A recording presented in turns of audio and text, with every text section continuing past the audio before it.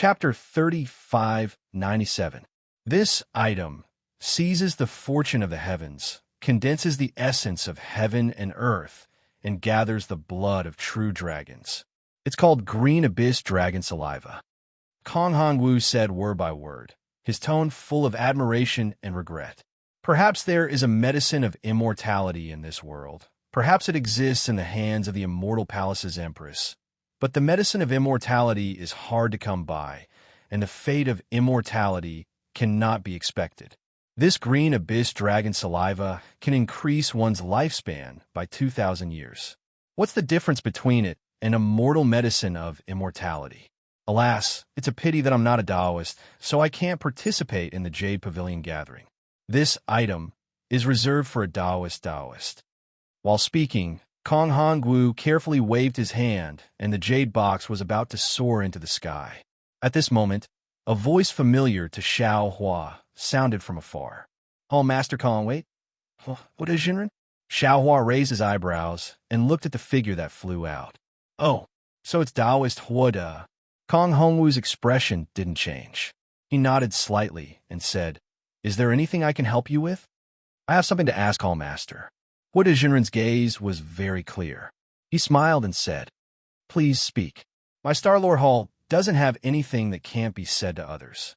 Taoists can ask." Kong Hongwu seemed to understand something and said with a smile, "I was invited by Hall Master to come and watch the ceremony. Star-Lord Hall's ceremony is spectacular and extremely respectful to our Taoist cultivators. I can represent the Taoist cultivators of the hidden immortal continent to thank Star-Lord Hall for their hard work," Huada Jinren said and bowed on behalf of the cultivators. Kong Hongwu faintly smiled and raised his hand. "This is my duty. It's nothing." Xiao Hua sneered. He knew that Kong Hongwu had arranged this long ago. Huada Jinren bowed to Kong Hongwu on behalf of the Taoist sections. Kong Hongwu actually just raised his hand and bowed back. The prestige of Confucian cultivators could be seen. Then Huada Jinren said, "But I feel that Hall Master Kong sealed the 3 treasures in the jade box and didn't let us see it. I feel that it's inappropriate. As the saying goes, seeing is believing. Who can guarantee that there's nothing in the jade box? The palace master is magnanimous, but he can't stop others from having other thoughts. What spiritual master said is very reasonable. This old man's thinking is lacking." Kong Hongwu nodded slightly, but when his gaze fell on the jade box, he said awkwardly, "It's just that this azure dragon saliva was sealed in this jade box by my Confucian sage with inscriptions. Only the magic of Taoist cultivators can open it. Once this jade box is opened, the item inside will be taken by the cultivator who opens it. This old man can't let Taoist and fellow immortals take a look." "Well," Huada Jinren looked troubled. He waved his hand and said, "If that's the case, I'll trust you. After all, Star-Lord Hall." However, at this moment, Taoist Ching Su's voice rang out again. "Old man Huada, you may believe in the Star-Lord Hall, but we may not. How can you represent the Taoism of the world? What you said earlier was right. Seeing is believing. How can we be sure if we don't see for ourselves?" That's right. In an instant, voices of doubt rose and fell everywhere. Huada Jinren was furious. He pointed at Taoist Ching Su in the distance and said, "Old man Ching Su, you may not believe in my thousands of years of reputation, but how can you not believe in Star-Lord Hall's 100,000 or even 1,000,000 years of reputation? When has there ever been a mistake in the Jadistage meeting, which is held every 10 years? It hasn't happened before, but it doesn't mean it won't happen this time. It doesn't mean it won't happen in the future." Taoist Ching Su sneered. "And how can I know if there have been any mistakes in the past? I'm afraid only Star-Lord Hall knows. Or second brother Huada, you know that, right? You're being unreasonable." Huada Jinren was so angry that his face turned red. He looked up at Kong Hongwu and the 28 immortal generals and said, "This old man has never heard of a situation where the rare treasure invited by the Jadistage meeting was not honored. Haha, you two don't have to argue." Kong Hongwu said confidently with a smile, "Huada Jinren is this old man's good friend. This old man doesn't know this fellow Taoist. However, both of you are fighting for the Taoism cultivators and are the backbone of the Taoism cultivators. This old man is very comforted. Although this old man can't open this jade box without permission, this old man can swear a Confucian oath to prove that this jade box, and the previous two jade boxes, has the thing this old man is talking about. Oh, Wu Dejinren was stunned. Obviously, Kong Hongwu's words were beyond his imagination. Qing Su Taoist was helpless. He thought for a bit and lowered his head. After all, a Confucian oath was similar to a Taoist oath. Once the oath was made, it would take effect immediately. I, Kong Hongwu, as the Lord of Starlord Hall, as a Confucian Grandmaster, swear to the Star Saint of our Confucian ancestors. As Kong Hongwu recited the oath, thunder rumbled in the void. It was as if dozens of dragons fell on top of Kong Hongwu's head. At the same time, a crimson rainbow bridge fell from the sky and covered Kong Hongwu. Today, I hold 3 jade boxes in my hand. The 3 items on Jadestage Mountain match what I said. If there is even the slightest difference, I will be smashed to pieces and my soul will be destroyed. My cultivation will not be able to advance, and I will never be able to step into the realm of literary saint for the rest of my life.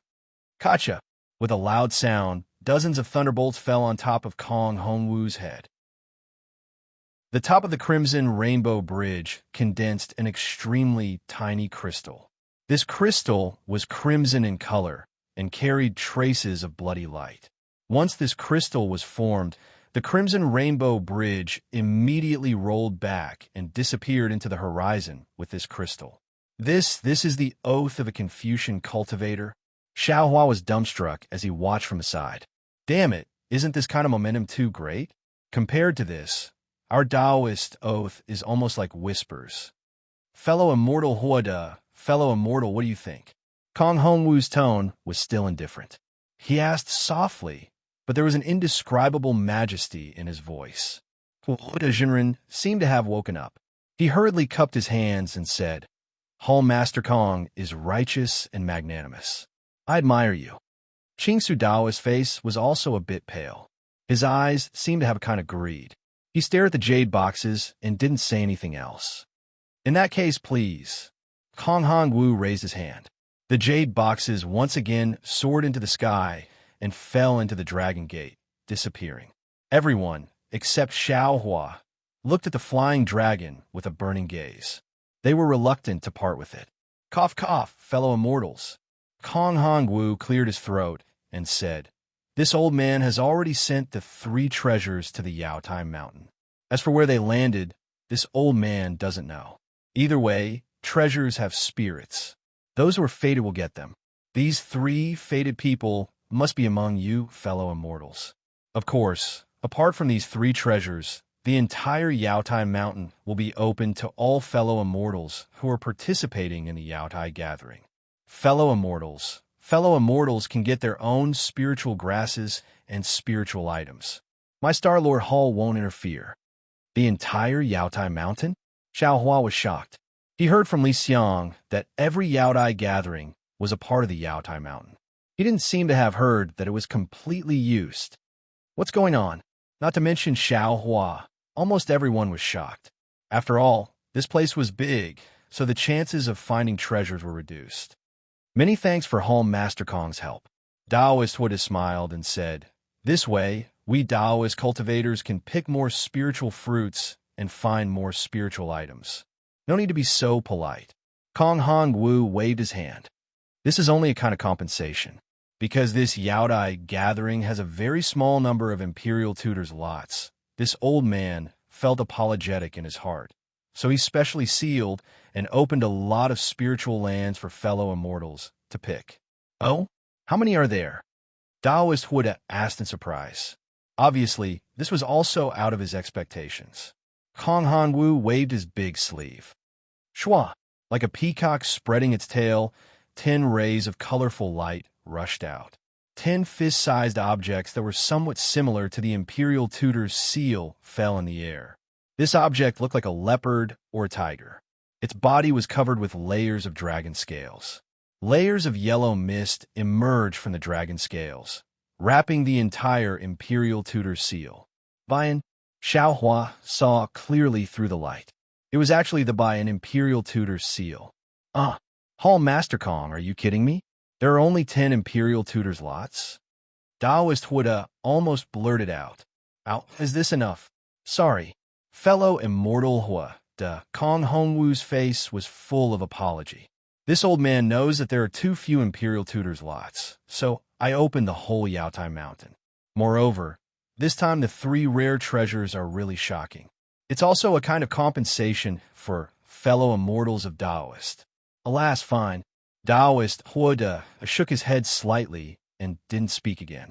His eyes were looking at the Dragon Gate, but no one knew what he was thinking. Hall Master Kong, this year's Imperial Tutor's lots are too few. Daoist Qing Su said loudly. Why don't you add more? Otherwise, this old man and others won't participate. Kong Hanwu shook his head slightly. If you can add more, why do you need to ask? This is also the reason why I invited Daoist Hua to come here. If you don't want to participate, this old man won't force you. While speaking, Kong Hanwu waved his hand. Roar.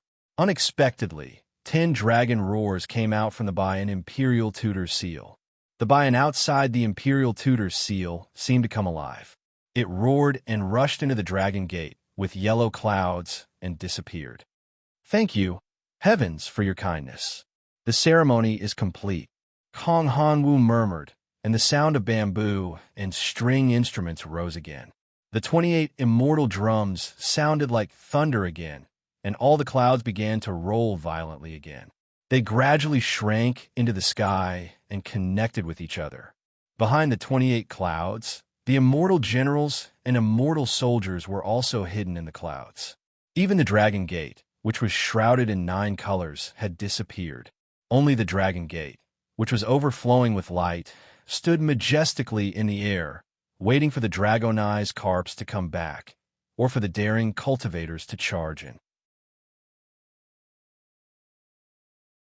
Chapter 3598. Fellow Immortals, the Dragon Gate to enter the Yaotai meeting is here. You can only enter but not leave. After 6 hours, the whole Yaotai Mountain will still be sealed. The Dragon Gate can only be opened if you find 3 rare treasures and 10 Imperial Preceptor's lots. Of course, if you don't have such good luck and can't find all of them, the Dragon Gate will still be opened after a year. Kong Hongwu's figure didn't change. He said loudly, fellow immortals who want to get the rare treasures and the Imperial Preceptor's lots can enter the Dragon Gate now. Humph. Only 10 Imperial Preceptor's lots. I don't want to die.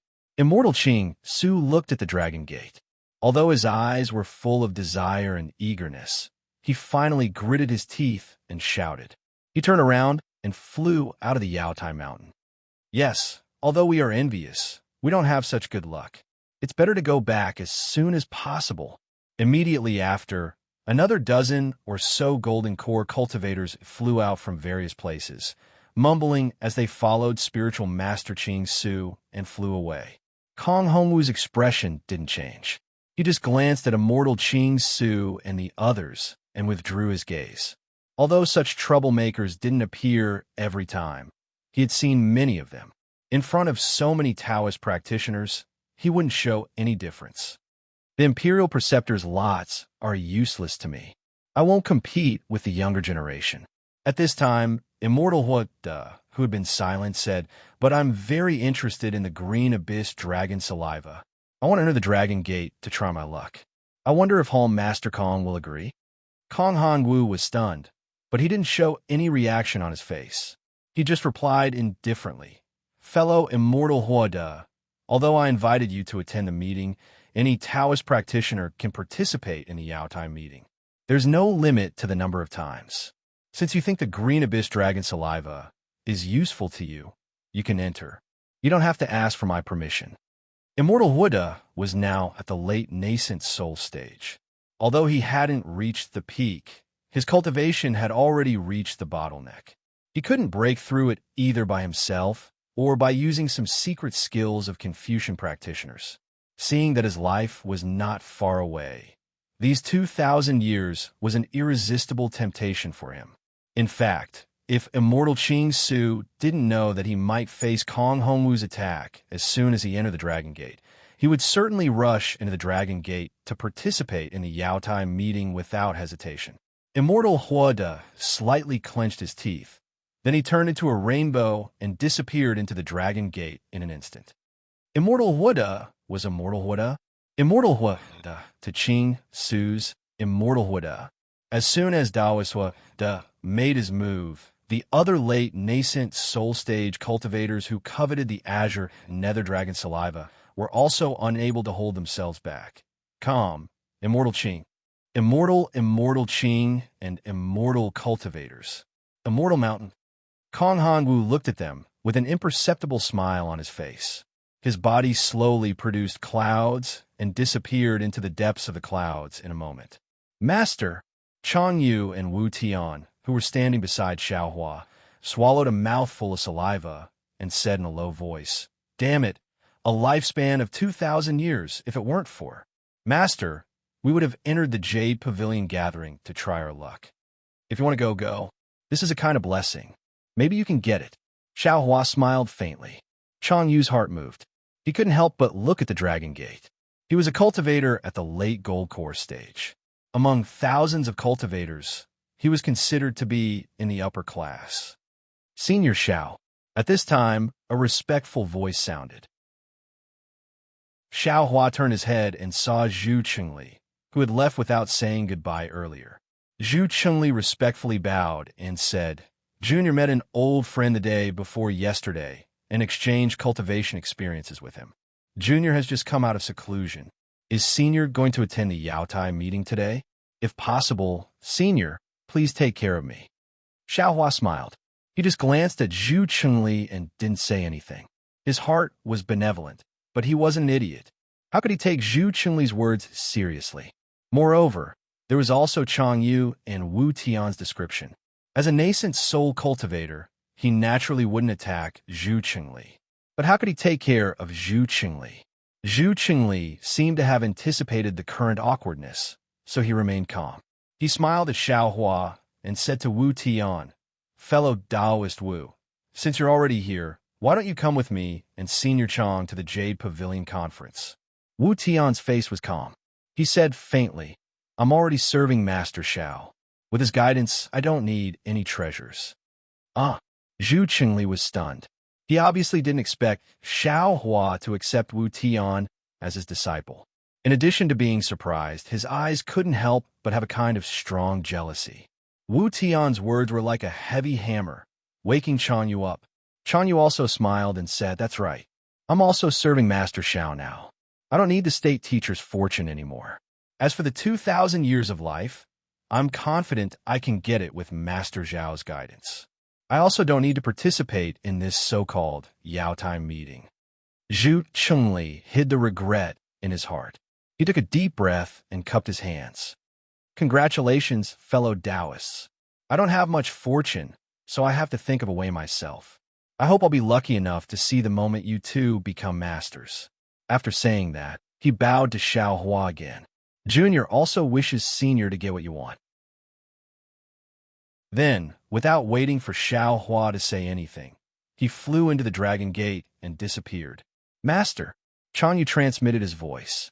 Disciple remembers that Zhu Qingli also went to Master's quiet room alone that day. Did Master not agree to his request? Xiao Hua smiled and transmitted his voice. "Other people's opportunities are other people's. You don't need to ask. Even if other people are heartless, they're other people's. You don't need to know." Disciple understands. Chang Yu knew Xiao Hua was a gentleman. Although he wasn't satisfied with Zhu Qingli's actions, he wouldn't talk about Zhu Qingli's misdeeds in front of others. "You can make your own arrangements." Xiao Hua waved his hand. "When I come back from Yaodai Mountain, I'll look for you. As for this green abyss dragon saliva, you really don't need it." "Yes, disciple understands." Chang Yu and Wu Tian bowed and said, "Congratulations. Taoist Xiao has successfully obtained the lot for the state teacher."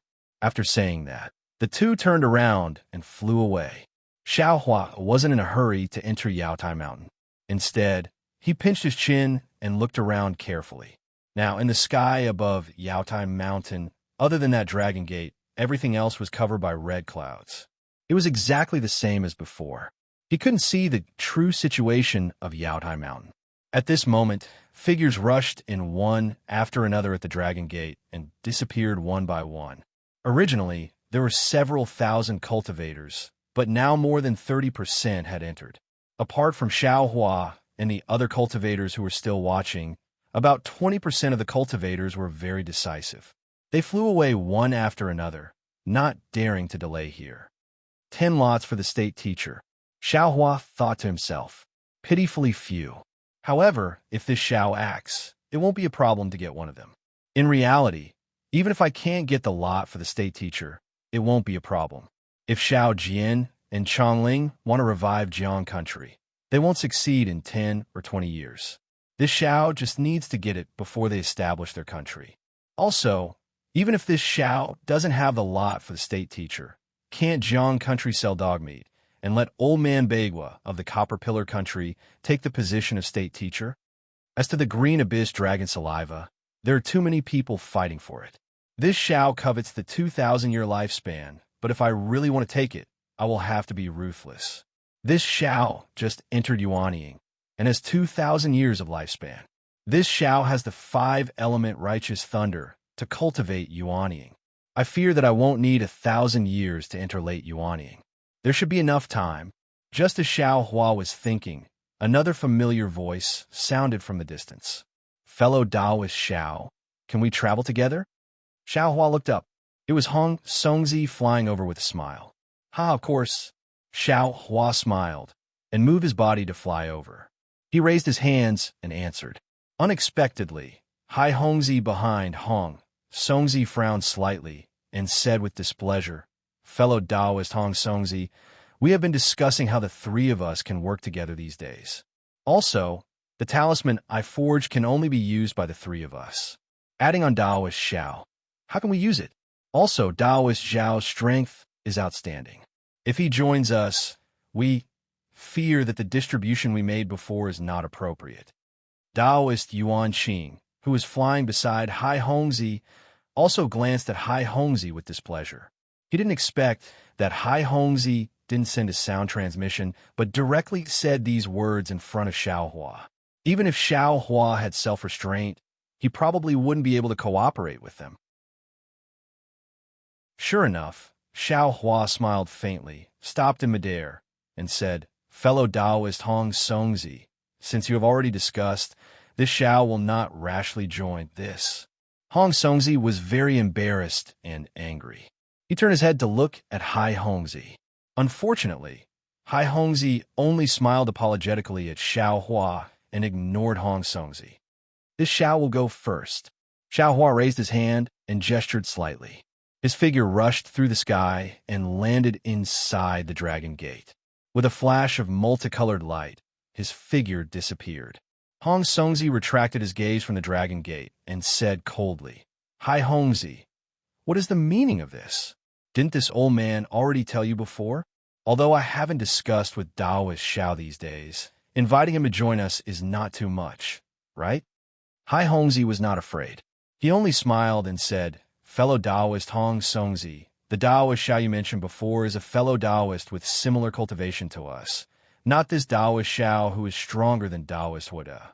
With such a strong fellow Taoist beside us, do you think we can get the Azure Nether Dragon saliva? Even if we get it, how much can we get?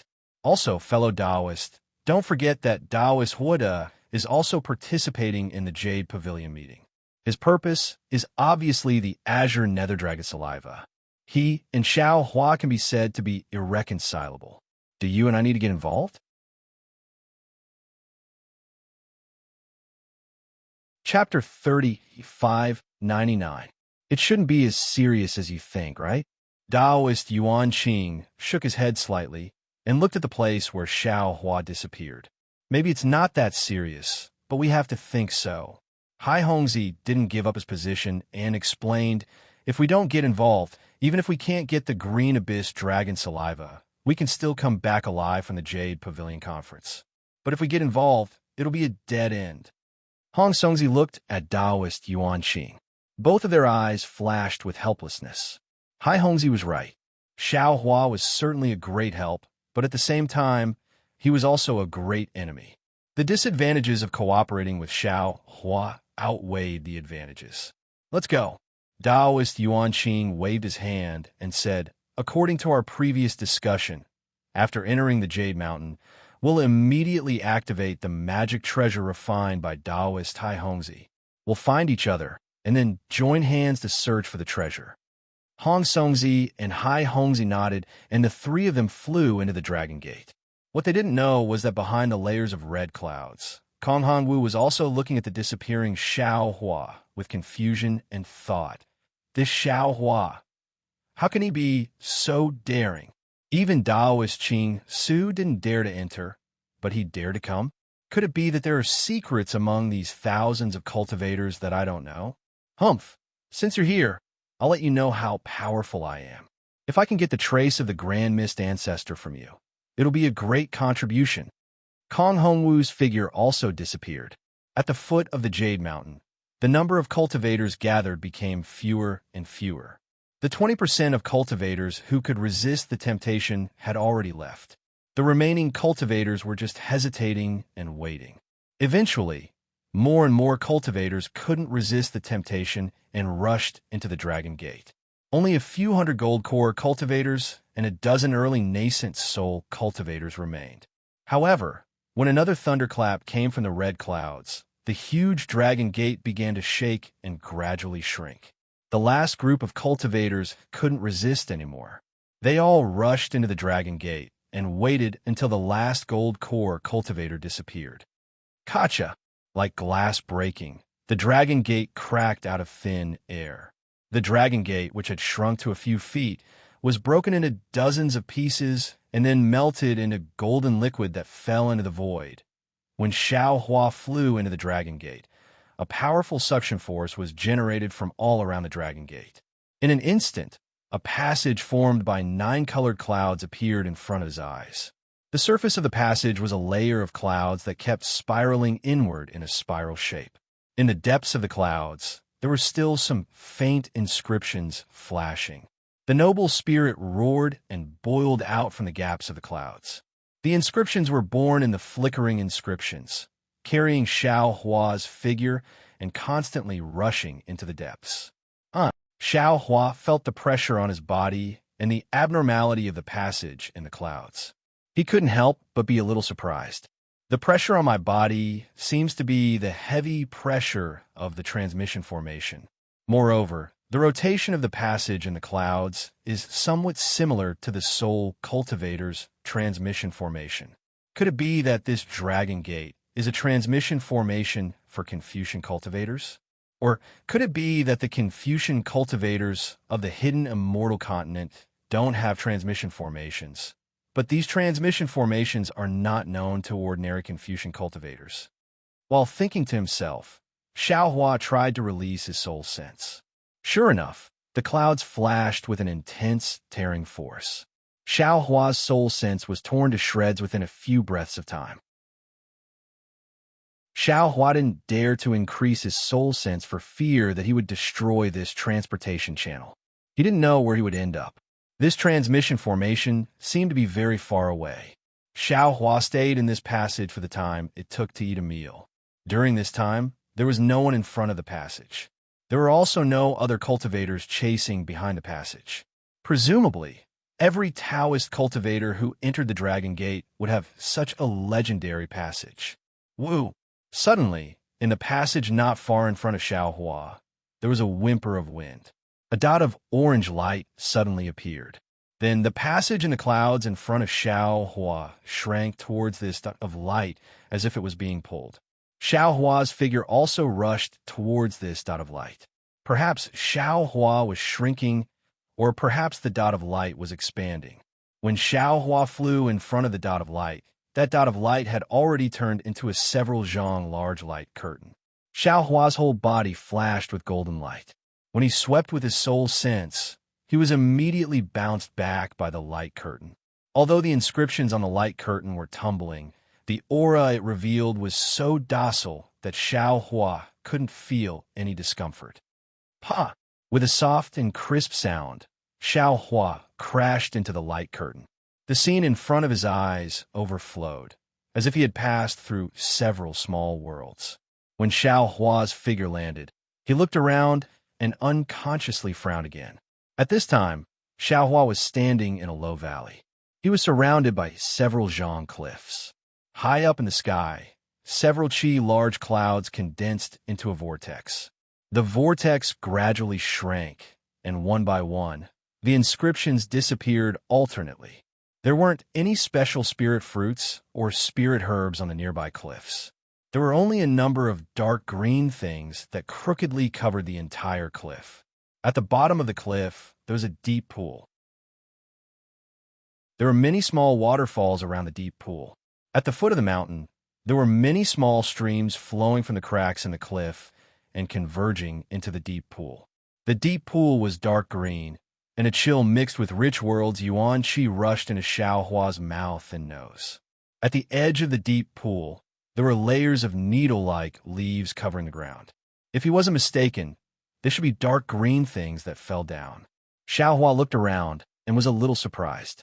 He tried to release his soul sense. After exploring for a while, Xiao Hua finally had some understanding of the surroundings. The entire valley was sealed by a layer of restriction.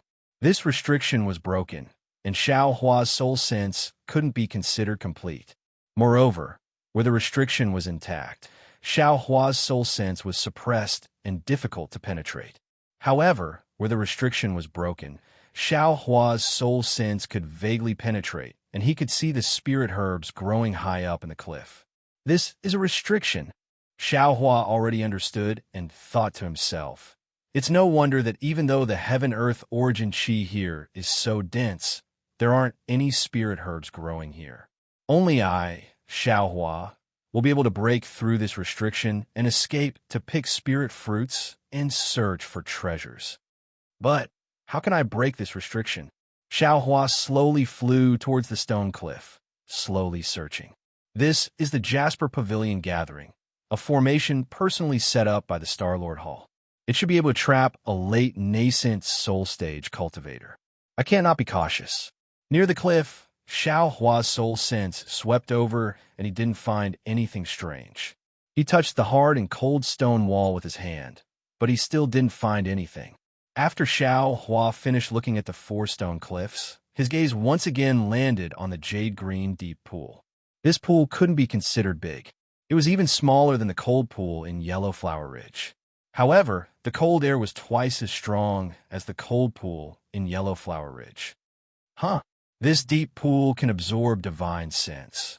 Xiao Hua's divine sense swept over the pool, and he was immediately surprised. His eyes flashed with a trace of greed. After thinking for a moment, he plucked a few withered leaves from his space and casually threw them into the pool.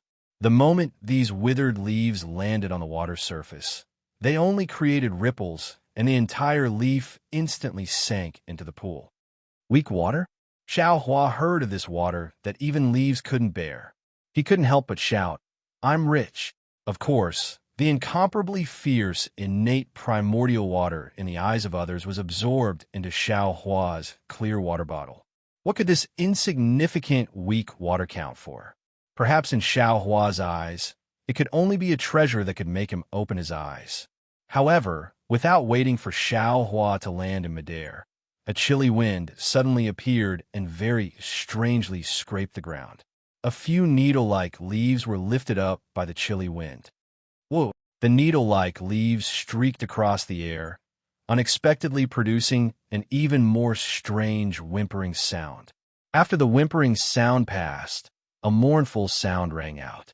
Looking again at the surrounding needle-like leaves of the deep pool, it was as if they were being grabbed by a big hand, flying up into the air in an extremely orderly fashion.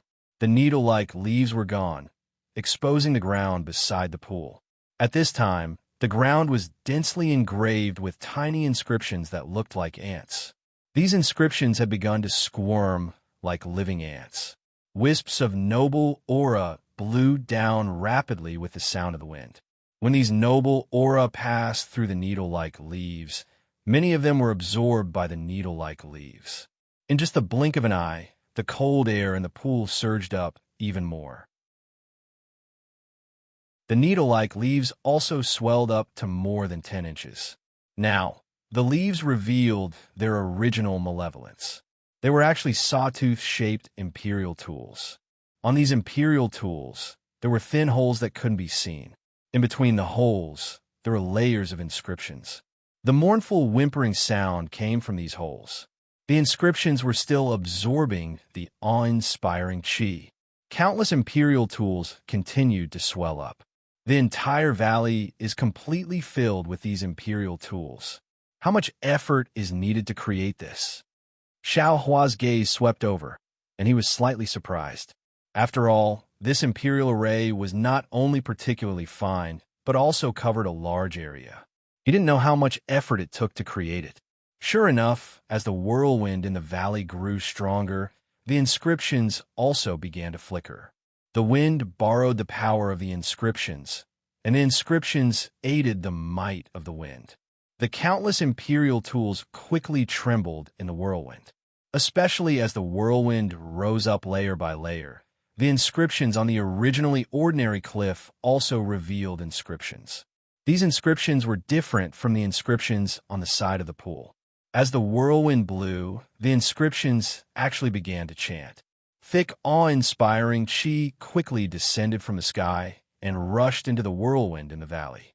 Not only that, but what surprised Xiao Hua the most was that when the cold air in the pool rushed into the whirlwind, countless imperial tools began to condense white frost.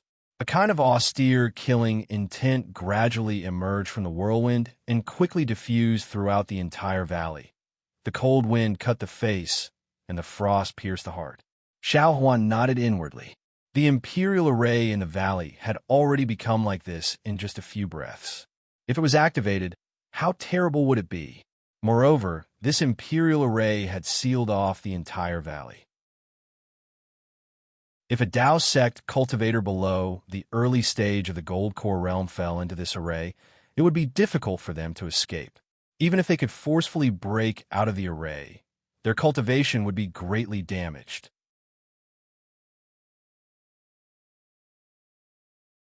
Chapter 3600. Of course, this kind of small defensive formation was nothing to Xiao Hua right now. Xiao Hua didn't need to look at the profundity and power of the defensive formation like he did when he faced the 5 brocade cloud painting, nor did he need to show off his might here. He only smiled and slapped the top of his head. A powerful pressure came out of nowhere, and soon after, a nascent soul hand that could cover the entire valley appeared. Rumble! The nascent soul hand streaked across the sky, colliding with the vast chi pillar and the whirlwind. A huge roar resounded through the entire valley. The soul-wrenching screams were loud at first, but soon after, they stopped abruptly like a chicken or duck being choked by its neck. The countless sharp weapons pierced into the nascent soul's hand in a frenzy, but in the face of the massive hand, they were no more than ants trying to shake a tree. Although the sounds of friction were incessant, they quickly disappeared amid rumbling booms. However, the instant Xiao Hua's big hand imprisoned all the inscriptions in the valley, another wave of surging sound came from the cold pond. Clusters of golden light appeared in the dark green pond, and the entire pond suddenly gave birth to thousands of whirlpools. These whirlpools were actually able to break through the imprisonment of Xiao Hua's nascent soul hand, as if thousands of small snakes were pouncing into Xiao Hua's nascent soul hand. This restriction is actually somewhat interesting. Xiao Hua sensed that the entire nascent soul hand was sore and numb. First, the imprisoned cold energy wanted to respond to the weak water, and the edges of the nascent soul hand actually had some dark blue color. This weak water is actually poisonous. What was even more unexpected to Xiao Hua was that the poison of this weak water was actually very powerful. Just as the dark blue color appeared on the nascent soul hand, the imprisonment at the edges of the nascent soul hand showed signs of loosening. The imprisonment slightly loosened, and the whirlwind rose up again, and the vast chi pillar also loudly fell down again. Good, it's not simple. Previously, this Xiao felt that the early gold core stage might not be able to resist it. If the defensive formation of this pond and the defensive formation of the cliff complement each other, I'm afraid that even the middle gold core stage won't be able to pass through. Xiao Hua was inwardly speechless. He had just entered the Yaotai Mountain and had yet to understand anything, yet he had already encountered such a large formation. Perhaps the Yaotai Mountain that was several tens of thousands of li was this powerful? Thinking about the thousands of golden core cultivators, Xiao Hua couldn't help but worry for them. Pondering in his heart, Xiao Hua did not dare to be negligent. He hurriedly waved his hand, and the clear water bottle appeared in his hand. His hand formed a Buddhist seal and hit it. Whoosh! A suction force was generated from the clear water bottle, and it covered the tens of thousands of weak water snakes. Indeed, everything has its nemesis. Under the suction force of the Buddhist artifact, these weak water snakes all surrendered. How could they still care about corroding the hand of a Yuanying? Streams of water flowed into the clear water bottle, and the water in the pool gradually fell. The weak water's corrosion was no longer present, and the entire defensive formation surrounding the mountain valley was unable to withstand Xiao Hua's Yuanying's hand. With a light kacha sound, the Yuanying's hand grasped all of the tiny imperial equipment in its hand. Xiao Hua's current spiritual sense and mind could not be considered particularly harmonious, but dealing with these tiny imperial equipment was still a piece of cake. Xiao Hua's mind followed the spiritual sense in the Yuanying's hand and swept all of the imperial equipment into the space. The ground of the entire valley was as clean as if it had been licked by a dog. It's a pity that these inscriptions were carved into the ground. Even if this Xiao has the ability to scour 3 feet of the ground, I don't know if they will still be useful after I collect them. Xiao Hua prepared to withdraw the Yuanying's hand. Looking at the alternating light and dark inscriptions on the ground, he inwardly pondered. However, he quickly had a good idea. The Yuanying's hand fiercely grabbed the ground. With a loud boom, a large piece of the ground was grabbed by Xiao Hua. That ground was originally as hard as iron, but under the Yuanying's hand, it became pure soil. The tiny inscriptions on the ground were immediately crushed by Xiao Hua's hand, and they transformed into streams of awe-inspiring qi that rushed into the air, disappearing in a moment. Haha, exactly. Refreshed. Seeing this, Xiao Hua was very happy. He was multitasking. On one hand, he urged the Yuanying's hand to destroy the inscriptions in the valley one by one. On the other hand, he urged his psyche power to collect the weak water. After half an hour, the entire valley, whether it was the stone walls or the ground, was in a mess. There was not a single inscription to be seen. Looking at the previously serene cold pool, the pool water was clean, revealing the dark blue bottom of the pool. There were also many inscriptions at the bottom of the pool, as if pieces of articles were engraved there. As for the center of the pool, there were some white bones above the inscriptions that had not been completely corroded by the weak water.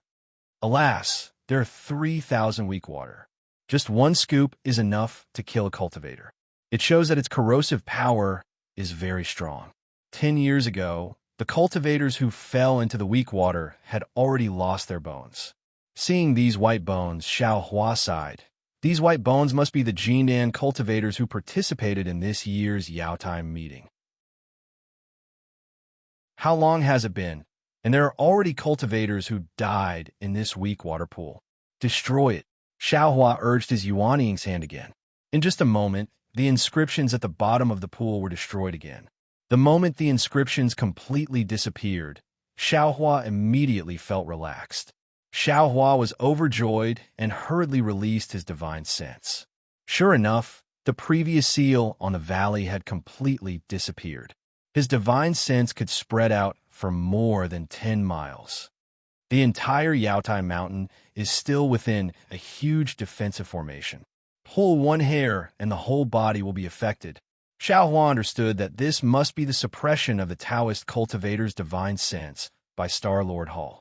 Withdrawing his Yuanying's hand and looking at the messy valley, Xiao Hua urged his figure to fly into the air, ready to leave. However, His figure had just flown a few feet when his heart was moved again. He waved his hand, and Little Silver and Little Gull landed in the air. "You two, go and see if there are any good things in this valley." The two little things were very obedient, not rebellious like Little Yellow at all. They each landed in a place. In just a moment, Little Gull came back with his head drooping and somewhat dejected. His little mouth was pursed, and his hands were empty. "Ha!" Xiao Hua smiled, patted his head, and put it into his space. Little Silver, on the other hand, poked his head out of the messy mud and stones and chirped at Xiao Hua. Xiao Hua understood. He lowered his figure and waved his big sleeve. A lot of huge stones and mud were lifted up. A fist-sized bead, emitting a bewitching light, was revealed in the bottom of the deep pool. "Weak water bead." Xiao Hua was delighted. He grabbed at the air with one hand, and that bead fell into his hand. Sure enough, waves of water surged inside the bead. His divine sense was immediately swallowed when he immersed it. It was the weak water bead, a Taoist magic treasure. Looking at the weak water bead in his hand and thinking about the many Taoist cultivators who died in this valley, Xiao Hua's heart was filled with mixed feelings. If a cultivator was strong, the Taoist sect would be strong. If a cultivator was weak, the Taoist sect would be weak. Confucian cultivators used Taoist magic treasures to kill Taoist cultivators, and Taoist cultivators came to throw away their lives one by one every 10 years. Now, they were going to fight to the death for only 10 imperial preceptor slots. Their miserable fates were nothing more than this. "Alas, my strength is limited and my path is boundless." It seems that what Taoist Master Ching Su said is somewhat reasonable. Xiao Hua sighed and flew out of the valley. For the first time, he had the idea of joining hands with someone. At this moment, the Yaotai Mountain was no different from an ordinary blessed land. The blazing sun had already risen to 3 poles high up in the sky. The sunlight wasn't scorching hot. Instead, it was very warm. Gusts of cool breeze blew over, carrying with it the fragrance of the forest. Xiao Hua stood in the air above a hill and looked into the distance. Mountain ranges were stacked on top of each other, and layers of green trees and green grass were pleasing to the eye. Looking behind him, there was a mountain peak that looked like an ink brush that pierced the sky. There were some palaces and spiritual trees on it. Some immortal birds were flying around the mountain peak. It looked extremely blurry. Wasn't this the Yaotai Mountain that he saw earlier? Xiao Hua looked for a moment and couldn't see anything strange. This Yaotai Mountain was still a mountain range that was tens of thousands of li in size. Thousands of cultivators were casually sent into it. Under the situation where divine sense was suppressed, it would not be easy to encounter a cultivator. Xiao Hua thought for a moment and released his divine sense. Contrary to Xiao Hua's expectations, his divine sense was also suppressed in this Yaotai Mountain. However, his divine sense was slightly better and could be released tens of li away. But even so, it was the lot of 10 state teachers. Only ghosts knew where it would land. It was impossible to find it by relying on ordinary divine sense. He could only rely on luck. Li Xiang's jade eyes had some description of the Yaotai Mountain. However, that description was also very clear. It was only what he saw when he entered the Yaotai Mountain. Just as he said, there was no reference at all, because the valley they entered was completely different from the deep forest that Li Xiang entered. After rushing out of the deep forest, the mountain range was also different from what Xiao Hua saw now. What Xiao Hua could do now was to try his luck and see if he could use his divine sense to find a lot of state teachers one step ahead. Since he was trying his luck, Xiao Hua closed his eyes and didn't release his divine sense. He flew towards a place. Xiao Hua didn't believe it. This Yaotai Mountain had thousands of Taoist cultivators. In plus star Lord Hall's Confucian cultivators, who would dare to compete with him in luck. Moreover, didn't Xiao Hua release his divine sense for tens of li? Xiao Hua with his eyes closed clearly flew straighter than Xiao Hua with his eyes open. After flying for no less than half a meal's time, Xiao Hua opened his eyes and released his divine sense. He saw that he had stopped above a lush green mountain forest. That mountain forest was sandwiched between two mountain peaks. At a glance, it was over 100 li in size. The ancient trees in the mountain forest towered.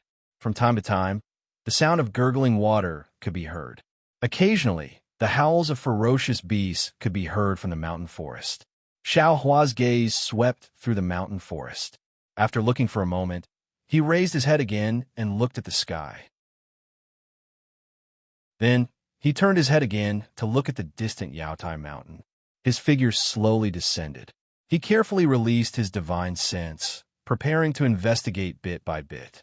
However, Xiao Hua's divine sense had only explored 100 zhang when a mournful scream came from the mountain forest to his left. That scream was very muffled. Just as it sounded, it was immediately suppressed. It was as if a cultivator was swallowed by a ferocious beast. Hearing this, Xiao Hua raised his eyebrows. At the same time that his divine sense swept over, he used the wind escape technique. His entire figure flew over like a gust of wind.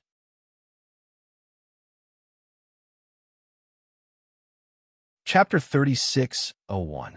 Boom boom. Waves of awe-inspiring qi fell from the sky, and layers of strange clouds soared into the sky from a corner of the mountain forest. Another Confucian cultivator's defensive formation entered. Xiao Hua flew closer and looked at the picturesque ancient trees within a range of several li. Whether it was the stems, leaves, or trunks, they were all emitting mist, and inscriptions flashing with azure brilliance flowed between the leaves of these ancient trees. He immediately understood that this was a defensive formation composed of thousands upon thousands of ancient trees, and if there was no accident, it should be of the wood attribute. Almost without thinking, Xiao Hua clapped his hand, and the Yuanying's hand appeared again. It turned into 100 zhang in size and grabbed from top to bottom. Kacha! Like a thunderclap, the ancient trees within 100 zhang were all grabbed by the huge hand, and the entire ground shook. Clusters of inscriptions carrying awe-inspiring qi condensed into a 1 zhang long spear that pierced into the huge hand. Unfortunately, before the spear could pierce into the huge hand was already shattered by the restrictive force. Roar! The huge hand overturned the defensive formation, revealing the situation inside. 100 zhang, huge beast roared and rushed out from the defensive formation. Under the huge beast, a bloody smell was emitted. The craggy mountain rocks were actually covered with bones. Some of the bones were dried up, and some of the bones were dripping with blood. It was quite glaring. This giant beast was like an ox, with a single horn that was several zhang long standing straight on its forehead. The tip of the horn carried a cold light, and the long fur on the giant beast's body flickered with a green brilliance. A single large hoof stepped on the green clouds, and with an indescribable berserk aura, it pounced toward Xiao Hua. Ho! Xiao Hua slightly wrinkled his brows. He knew that this was a kind of ancient beast. Its entire body was coarse and thick, and it was difficult for ordinary magic weapons to break through it. This ho's mouth and nose could spit out a strange stream of air. This stream of air was the most corrosive magic weapons in magic weapons. Even the protective golden light of a Jindan cultivator would find it difficult to resist. He had only seen this thing in Huang Yi's many ancient memories, and he didn't expect to encounter it in the hidden immortal continent. Just as Xiao Hua had expected, the Hui rushed into the air and violently charged toward Xiao Hua. Even when Xiao Hua's nascent soul hand descended, the restrictive power was unable to stop the strange airflow from the Hui's horn. Rise, Xiao Hua sneered. The invisible nascent soul inside his body rubbed its hands together. In an instant, the nascent soul's hand suddenly expanded to the size of several mu. Moreover, this several mu-sized hand became much more solid. Puff, puff. The nascent soul's qi waves were shattered one by one, and it forcefully grabbed the qi. The giant palm swayed and was about to grab the Hui from the air. Roar! The Tai Chi was enraged. Its eyes were bloodshot as it let out a long roar. Green waves of air rushed out of its nose and mouth, slamming into the nascent soul's hand. The nascent soul's hand rapidly collapsed. At the same time, A dazzling brilliance appeared on the wild beast Huey's body. This brilliance was like an arrow that directly pierced into the nascent soul's hand. Moreover, within the brilliance was a wisp of green chi.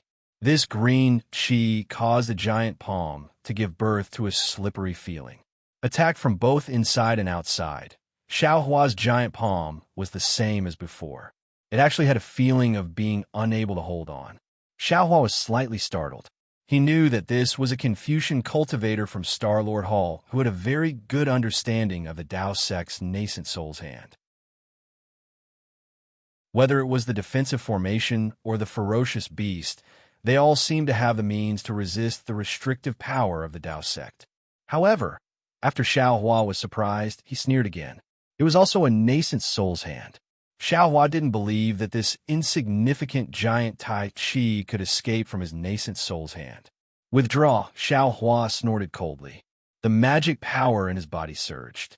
The giant palm flashed with a golden brilliance and once again exerted more force, crushing the green chi and the brilliance into pieces. Immediately after, Xiaohua's mind stretched out and tried to absorb the struggling Hui into his space. The giant Tai Chi was at least 100 zhang in size.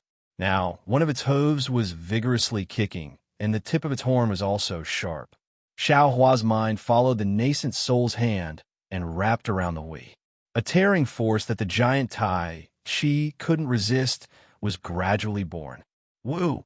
The giant Tai Chi struggled with all its might for a moment. It seemed to be somewhat exhausted, and the hissing sound in its mouth also began to become hoarse. Just when Xiaohua's mind was set and he was preparing to think of a way to subdue the giant Tai Chi, suddenly, the surface of the giant Tai Chi's body flashed with thousands of dense inscriptions. What was even more strange was that the inscriptions near the mouth and nose of the giant Tai Chi were like ants pouring into the body of the giant Tai Chi. A fierce, destructive aura with a sense of despair was born out of thin air and frantically poured into the giant Tai Chi's mouth and nose. Not good. Xiaohua seemed to have realized something.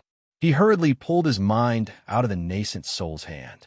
At the same time, he withdrew his magic power and his divine sense. The nascent soul's hand instantly collapsed. Although Xiaohua saw the opportunity quickly, in the end he was still a bit slower. When the giant Tai Chi escaped from the nascent soul's hand, it didn't escape like it usually did. Instead, it desperately struggled in the distance. It was even more miserable than when it was caught by the nascent soul's hand before. Boom!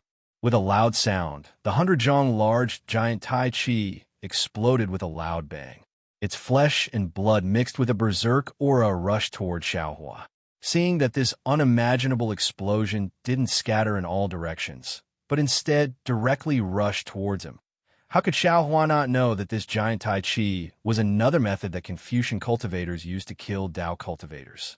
Although the explosion hadn't hit Xiaohua's body yet, Xiaohua's divine sense had already been affected by this strange explosion. His entire Naiwen palace shook, and an indescribable dizziness appeared in Xiaohua's mind. Xiaohua didn't care about hiding anything. He used the Devil Realm's concealing technique, and his figure quickly disappeared. However, he saw that the pitch-black brilliance in the air was slightly distorted. The impact of the explosion had already dispersed this distortion. When Xiaohua's figure appeared again, there was a slight anger on his face. He was originally very careful, but he really didn't expect that Confucian cultivators' methods were everywhere. This giant Tai Chi was not only a vicious beast that could kill gold core cultivators, but also a weapon that could kill nascent soul cultivators. Xiaohua, who was greedy for small gains, almost fell for a big trick. Moreover, as soon as Xiaohua's figure appeared, dozens of pillars of orange chi appeared out of thin air and attacked Xiaohua for no reason. This orange chi actually carried a kind of tyranny, as if Xiaohua was the enemy of the world. Damn it! Xiaohua suddenly woke up. This was Yaotai Mountain. If he used the Devil Realm's cultivation technique, wouldn't he be courting death? He hurriedly used the wind escape technique. His figure flashed, and he escaped far away. Only then did the vast chi pillars scatter with a loud bang. In the air, that desolate aura gradually disappeared. The violent force destroyed the several hundred-zhang mountain forest in the direction Xiaohua had been at. The original defensive formation had been completely destroyed.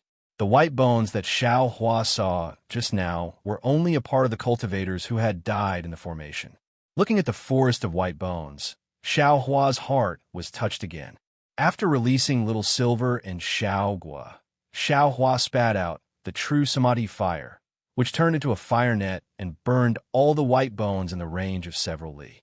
After waiting for a while, Xiaogua's face was full of pride. She brought back some spiritual herbs. These spiritual herbs were quite rare, and most of them weren't in Xiaohua's space. Hearing Little Silver's chirping in the distance, Xiaohua naturally knew what it had discovered. After landing, Xiaohua discovered that Little Silver was actually anxiously scurrying around in the ground. However, Little Silver, who had always been able to freely escape through the earth, was only able to escape a few inches underground before being unable to go any further. A strange expression appeared in Xiaohua's eyes. Forming a seal with his hands, he also tried to escape underground. However, he was only able to escape a few zhang underground before being unable to go any further. Confucian cultivators really have painstakingly operated this Yaotai mountain for who knows how many years. I'm afraid that within several tens of thousands of li, the surface of the ground has been used with Confucian techniques. And it's possible that it's Taoist techniques. Xiaohua looked pensive. No Taoist cultivator can use the 5 elements escape technique to explore underground, and it's also impossible for them to escape underground. Thinking of this, Xiaohua waved his hand and said, "No need to go down. Let's see what's around us." Chirp, chirp. Little Silver replied a few times before running off in another direction. Not long after, it actually brought back some materials for refining tools, as well as a bloody horn. Wasn't that the horn of the giant hoe from before? Looking at the bloody horn, although Xiaohua didn't know what use this thing had, thinking about how this horn was able to pierce through his nascent soul's hand, he knew that it was definitely a good thing. Xiaohua put the horn into his space, then waved his nascent soul's hand to destroy all the trees within a few miles. Only then did he feel refreshed. Seeing that the sun didn't seem to move at all, Xiaohua's heart stirred. He beckoned with his hand, and wind blew under Little Silver's feet. Little Silver swung its grass-like tail and landed on Xiaohua's hand. Little Silver's tail naturally wrapped around Xiaohua's pinky finger. Chirp, chirp, chirp, chirp. Little Silver stood up, clasped its 2 little paws in front of its face, and bowed to Xiaohua, as if asking what Xiaohua wanted to do. Xiaohua looked at Little Silver's appearance and was a little bewildered. When Little Yellow was here, he could faintly hear Little Silver's voice. Moreover, when Little Yellow and Little Black took the rejuvenation pill, Xiaohua didn't forget to give one to Little Silver. However, Little Yellow and Little Black could already speak, while Little Silver still couldn't speak. He didn't know if it was because Little Silver had eaten too many spirit herbs since childhood, or if Little Silver wasn't smart enough. Xiaohua regretted not letting Little Silver out to see what the Imperial Tutor's lot looked like before the Dragon Gate. When he described it to Little Silver at that moment, Little Silver tilted its head a little, and there was some confusion in its sparkling little eyes. Xiaohua could only stretch out a finger and point at the space between the little guy's eyebrows. In an instant, Little Silver's eyes lit up. It blinked its eyelids and sniffed its little nose. Its body flew out of Xiaohua's hand, and it ran around in the air. To Xiaohua's surprise, after a while, the treasure-seeking mouse, which had always been known for its keen sense of smell, actually landed in his hand again.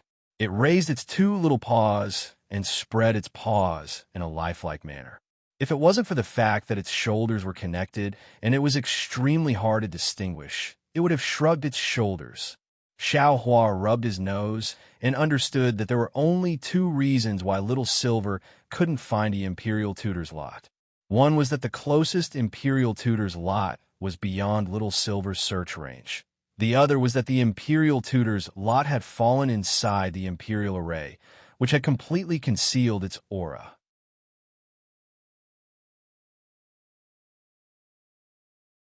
Chapter 3602. All right. Xiao Hua smiled bitterly and flicked Little Silver's little, but with his middle finger. Go look for it. This old man will follow you. Before Xiao Hua could finish speaking, Little Silver's nose suddenly twitched, and his body turned into a silver light as he flew off in a certain direction. Great! Overjoyed, Xiao Hua hurriedly used his wind escape technique to chase after Little Silver, and at the same time, he released his soul consciousness in that direction. After flying for the time it took to brew a cup of tea, they unexpectedly encountered two golden core cultivators. These two golden core cultivators were in a very sorry state and looked like they had just escaped from a defensive formation. When the two golden core cultivators saw Xiao Hua and Little Silver, they were delighted, seeing the joy in their eyes. How could Xiao Hua not know what they were thinking? He coldly snorted and no longer concealed his cultivation. The pressure of a nascent soul cultivator suddenly gushed out, causing the two of them to be frightened to the point their faces turned deathly pale and they almost collapsed in the air. Xiao Hua was too lazy to pay attention to them and directly flew after Little Silver. The two golden core cultivators dejectedly flew off in the opposite direction. It was just that as Little Silver flew, he stopped and looked around as if he couldn't find his way. Xiao Hua smiled as he scooped Little Silver up and put him on his shoulder before continuing to fly forward. Not long after, the originally warm sunlight actually turned cold. Xiao Hua saw two undulating mountain ranges appear in front of him. They looked very abrupt and were grayish-white in color. Hidden in the forest, they looked like two huge pythons biting each other as they surrounded a mountain stream with a radius of more than 10 li. There were no ancient trees in the mountain stream, only large craggy rocks of different sizes. Some were dozens of zhang tall, while others were several zhang tall. Wisps of cold air condensed into ice shards which were born in the mountain stream from time to time. Standing in midair, Xiao Hua had already released his soul consciousness to scan the surroundings. He wasn't in a hurry to act, and only narrowed his eyes at the sun above his head. His gaze then fell on the two mountain ranges, as if he didn't care about the mountain stream at all. At that moment, a sharp wind suddenly blew just several zhang away from Xiao Hua. This wind was extremely cold, and as soon as it appeared, it immediately swept up clusters of ice shards which flew toward Xiao Hua. Little Silver, who was on Xiao Hua's shoulder, suddenly quivered. His little nose twitched a few times, and he was about to fly toward the whirlwind. Come back! Xiao Hua called out to Little Silver and then raised his head slightly to look at the mountain range opposite them. It was at this moment that Little Silver let out a shrill cry. Its small body suddenly curled up and the fur on its body exploded. Its two bright eyes were filled with vigilance as it looked at the mountain range, just like Xiao Hua. Above the mountain range, there were also two shadows. One was flying in front, and the other was following behind. The shadow in front was not big, but it was flying very fast. A moment later, a sharp divine sense swept over and swept past Xiao Hua before landing on Little Silver. This divine sense was very strange. When Little Silver's divine sense locked onto it, he trembled and whimpered a few times. He didn't dare to stay in the air any longer and first flew to Xiao Hua's shoulder. Then, feeling that it wasn't safe, he looked for Xiao Hua's right hand and landed. His little tail tightly wrapped around Xiao Hua's thumb, and he hid his little head between Xiao Hua's forefingers. His entire body curled up, looking very scared. Xiao Hua covered Little Silver with his hand, as if to comfort him. He looked at where the shadow came from. When he saw it clearly, he saw that it was an ocelot several feet long. At this moment, the ocelot's eyes were narrowed into slits, and the yellow mark on its forehead that was very similar to the king character was particularly obvious. Behind the ocelot was another tall young cultivator. This cultivator looked very boorish, with a full beard, a pair of thick black eyebrows, leopard-like eyes, and a large mouth under his big nose. However, the cultivator's expression was rather arrogant, as if he was looking at the top of his head. Before he could fly closer, the middle nascent soul stage divine sense retracted from Little Silver's body and swept toward Xiaohua. At this moment, Xiaohua didn't hide his cultivation. The cultivator looked at Xiaohua with a trace of disdain and casually cupped his hands. "Fellow Taoist, please." Xiaohua was a bit puzzled and cupped his hands. "I am Xiaohua. Greetings, fellow Taoist. I am Soaring Lake Country's Fairy Xiangfeng, junior brother. My Taoist name is Xiang Tian." Seeing that Xiaohua didn't recognize him, the cultivator's face became even more disdainful. He nodded slightly and said, "Fellow Taoist Zhao's face is a bit unfamiliar, and I've never heard of your name. May I know which senior you work for?" Xiaohua smiled and said, "All right, Taoist Xiang Tian, I'm not working for any senior. I'm here to compete for the Imperial Tutor's lot at the Jade Pavilion meeting." "Oh, so you want to establish your own country?" Taoist Xiang Tian looked Xiaohua up and down and said thoughtfully, "Fellow Taoist Xiao has lofty ambitions. This old man admires you." I wouldn't dare." Seeing that Taoist Xiang Tian's behavior was a bit strange, Xiaohua was puzzled and said with a smile. Xiang Tian waved his hand and said, "Since you're here to compete for the Imperial Tutor's lot, there's no conflict with this old man. Forget it, this old man will give you some face." "How much is your spirit-seeking mouse worth?" "Give me some face?" "How much is a spirit-seeking mouse worth?" Xiaohua was stunned, but then he quickly realized and said, "Fellow Taoist Xiang Tian, I'm very sorry. This spirit-seeking mouse is this Zhao's treasure." "I never thought," Xiaohua. Taoist Xiang Tian didn't wait for Xiaohua to finish and said coldly, "Could it be that you've never heard of Fairy Xiangfeng?" Xiaohua shook his head and said, "To be honest, this Xiao has never heard of it." "Good." Taoist Xiang Tian nodded and said seriously, "Since fellow Taoist Xiao has never heard of Fairy Xiangfeng, then this old man will pretend that I didn't hear what fellow Taoist said. This spirit-seeking mouse is not bad. This old man will pay you 100 top-grade primal stones. Give it to this old man." Xiaohua smiled bitterly in his heart. This Reverend Xiang Tian was already a mid-nascent soul-stage cultivator, but he was still so ignorant. Xiaohua really didn't know how he cultivated to mid-nascent soul stage. Oh, it should be said how he lived to mid-nascent soul stage. Not to mention 100 top-grade primal stones, this Xiao wouldn't exchange it even if it was 10 million. Xiaohua said indifferently, "If fellow Taoist Xiang Tian doesn't have anything else, then this Xiao will enter the defensive formation." "Awoo!" The ocelot suddenly let out a long howl in midair, and its golden fur puffed up like little silvers. It opened its eyes at the same time, and its gaze was like lightning as it looked at Little Silver. Little Silver let out a cry and tried to drill into the gap between Xiaohua's hands. Unfortunately, how big could the gap between Xiaohua's hands be? It was impossible for Little Silver to drill into it. Taoist Xiang Tian's expression changed greatly. He reached out his hand to touch the Chinquan bag on his waist, but he quickly put it down and said angrily, "Xiaohua, don't be so shameless.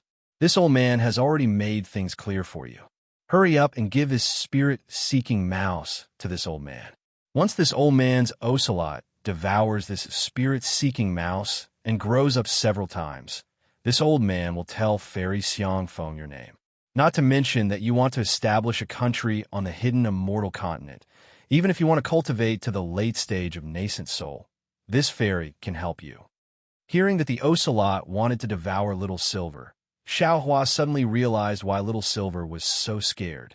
This ocelot should be the spirit-seeking mouse's natural enemy. Xiaohua coldly looked at the ocelot and then at Taoist Xiang Tian. He said, "Fellow Taoist Xiang Tian, this Xiao will treat your words as fart. If you want to enter the defensive formation, this Xiao won't stop you. But if you have other thoughts, don't blame this Xiao for being ruthless and not showing mercy." "Ha ha, not showing mercy?" Taoist Xiang Tian laughed. "This old man has lived for thousands of years, and those who dare to say such words to me have already turned into ashes. This old man really didn't expect someone to be so arrogant in this Jade Pavilion conference." Xiaohua was so angry that he laughed. He never thought that his first move in this Jade Pavilion conference would be against a Taoist cultivator. Seeing Daoist Xiang Tian raise his hand to form a seal, Xiaohua didn't dare to be careless. He stretched out his hand and was about to release the spirit-killing light. Faced with this kind of cultivator who didn't know what was good for him, Xiaohua absolutely wouldn't show mercy. Who knew how many Daoist cultivators Daoist Xiang Tian had killed before he met him? Ayo! The ocelot was clearly connected to Daoist Xiang Tian. Its tail curled up like lightning, and it raised its front paws and pounced at little Silver in Xiaohua's hand. At this moment, a beast roar that was very similar to the ocelot's rang out in the distance, followed by a pleasantly surprised voice. Fellow Daoist Xiao? Daoist Xiang Tian frowned slightly and stopped his hand seal. The surging vital qi of heaven and earth around him also stagnated. Xiaohua was also stunned. His hand stopped in midair. When the two of them looked up, they saw a white-browed nascent soul cultivator with a joyful expression on his face riding a two-headed monster flying towards them. Daoist Yuan Qing. Xiaohua immediately called out the name when he saw this nascent soul cultivator. However, when he looked around Daoist Yuan Qing, he didn't see Hai Hongzi or Hong Songzi. Ayo! While Xiaohua was thinking, the monster under Daoist Yuan Qing's feet opened its mouth and roared again. This monster looked like a python, but when it opened its mouth, it roared like an ocelot. Furthermore, when it roared, it spewed out a thick blue cloud. Daoist Xiang Tian's expression was a little strange, but the ocelot was very excited. It no longer looked at little Silver and instead roared at the two-headed monster. Let's go. Although Daoist Xiang Tian was domineering, he was still a nascent soul cultivator. When he clearly saw Daoist Yuan Qing's cultivation and the monster under him, he immediately made a decision. He no longer paid attention to Xiaohua, and with a shout, he flew towards the source of the sound. The ocelot, on the other hand, growled a few times unwillingly and followed Daoist Xiang Tian into the wind tunnel. Before it left, it even stuck out its scarlet tongue and licked its lips. But at this moment, little Silver was showing off again. It actually raised its fat butt and shook it left and right in the air, and its small tail also swayed. It really wasn't clear whether its fear just now was real or just an act.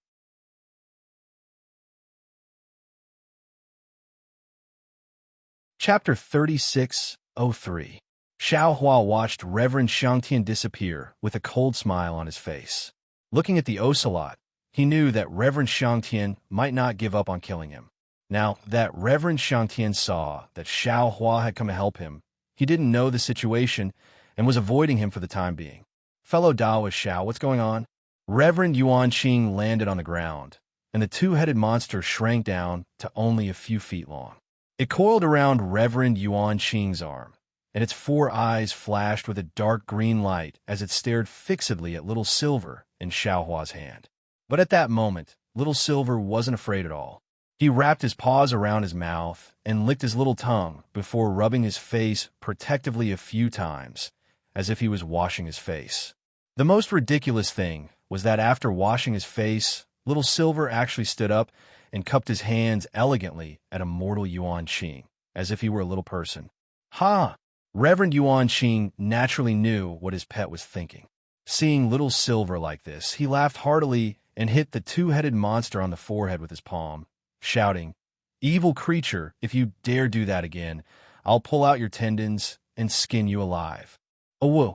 The two-headed monster gave a low howl, looking very aggrieved.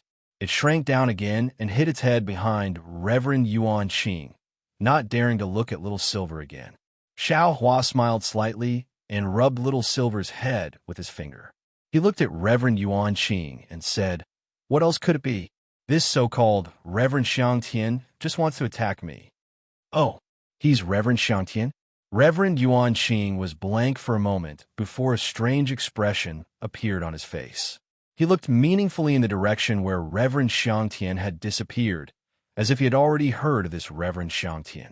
Xiaohua was blank for a moment before he rubbed his chin and smiled. "Oh, fellow Daoist Yuan Qing, do you know this guy?" This guy. Reverend Yuan Qing didn't know whether to laugh or cry. This is a nascent soul cultivator but fellow Taoist, Xiao actually calls him this guy. You really don't take a Taoist, nascent soul cultivator seriously.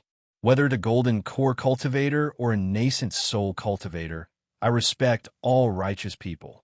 For a thief who covets this Zhao's wealth, this Xiao called him a bastard is already enough. Xiao Hua said with a deadpan expression, "What if we tie up a late nascent soul stage cultivator?" This late nascent soul stage cultivator regards this middle nascent soul stage cultivator as the apple of his eye. Reverend Yuanqing's words carried a hint of ridicule. Xiao Hua blinked his eyes, thinking about Taoist Master Shantian's big and burly appearance. In any case, she had nothing to do with Taoist Master Yuanqing's beloved daughter.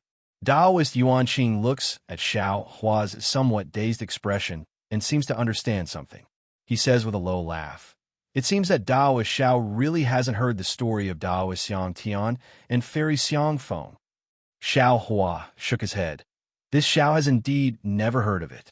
However, if a pair of golden boy and jade girl cultivated to the nascent soul stage at the same time, then in my hidden immortal continent, it can be considered a beautiful story. Ugh. Immortal Yuanqing almost burst out laughing. He lowered his voice and said, "They can't be called a golden couple, but a golden couple. Golden boy and jade boy." Xiao Hua was rather astonished. He did not seem to understand what Reverend Yuanqing was talking about. Taoist Yuanqing laughs loudly. He pats the two-headed monster with his hand and yells, "Evil creature, quickly leave. Don't listen to some corner." Roar. The two-headed monster roars loudly and flies toward the place where Taoist Xiang Tian fell. Taoist Yuanqing says to Xiao Hua with a smile, "Taoist Xiao, let's go in first. We'll talk as we walk." Xiao Hua asks curiously, "Didn't fellow Taoist Yuanqing make an appointment with Hong Songzi and Hai Hongzi? Why did you come here yourself? Aren't you going to look for those two first?" "We did have an agreement. Moreover, the three of us also have a magic tool to communicate with each other. However, this magic tool can only respond within 100 miles. I've already searched several places but did not find any trace of those two. Now that we have met Taoist Xiao and the trace of a rare treasure, we naturally have to look for the rare treasure first. Actually, when I saw fellow Taoist, I already wanted to join hands with fellow Taoist. Unfortunately, Hai Hongzi did not agree and I had no other choice. Now, it seems that I still have fate with fellow Taoist Xiao." Xiao Hua nods and says, "Since that's the case, it's fine. This Xiao is aiming for the Imperial Preceptor's fortune, while fellow Taoist Yuanqing is aiming for the rare treasure. We don't conflict with each other and can cooperate." That's right, that's right. Taoist Yuanqing glances at the place where the two-headed monster disappeared and says, "This defensive formation seems to be closing. Let's go in first. I also want to tell fellow Taoists the story of Fairy Xiang Feng and Taoist Xiang Tian."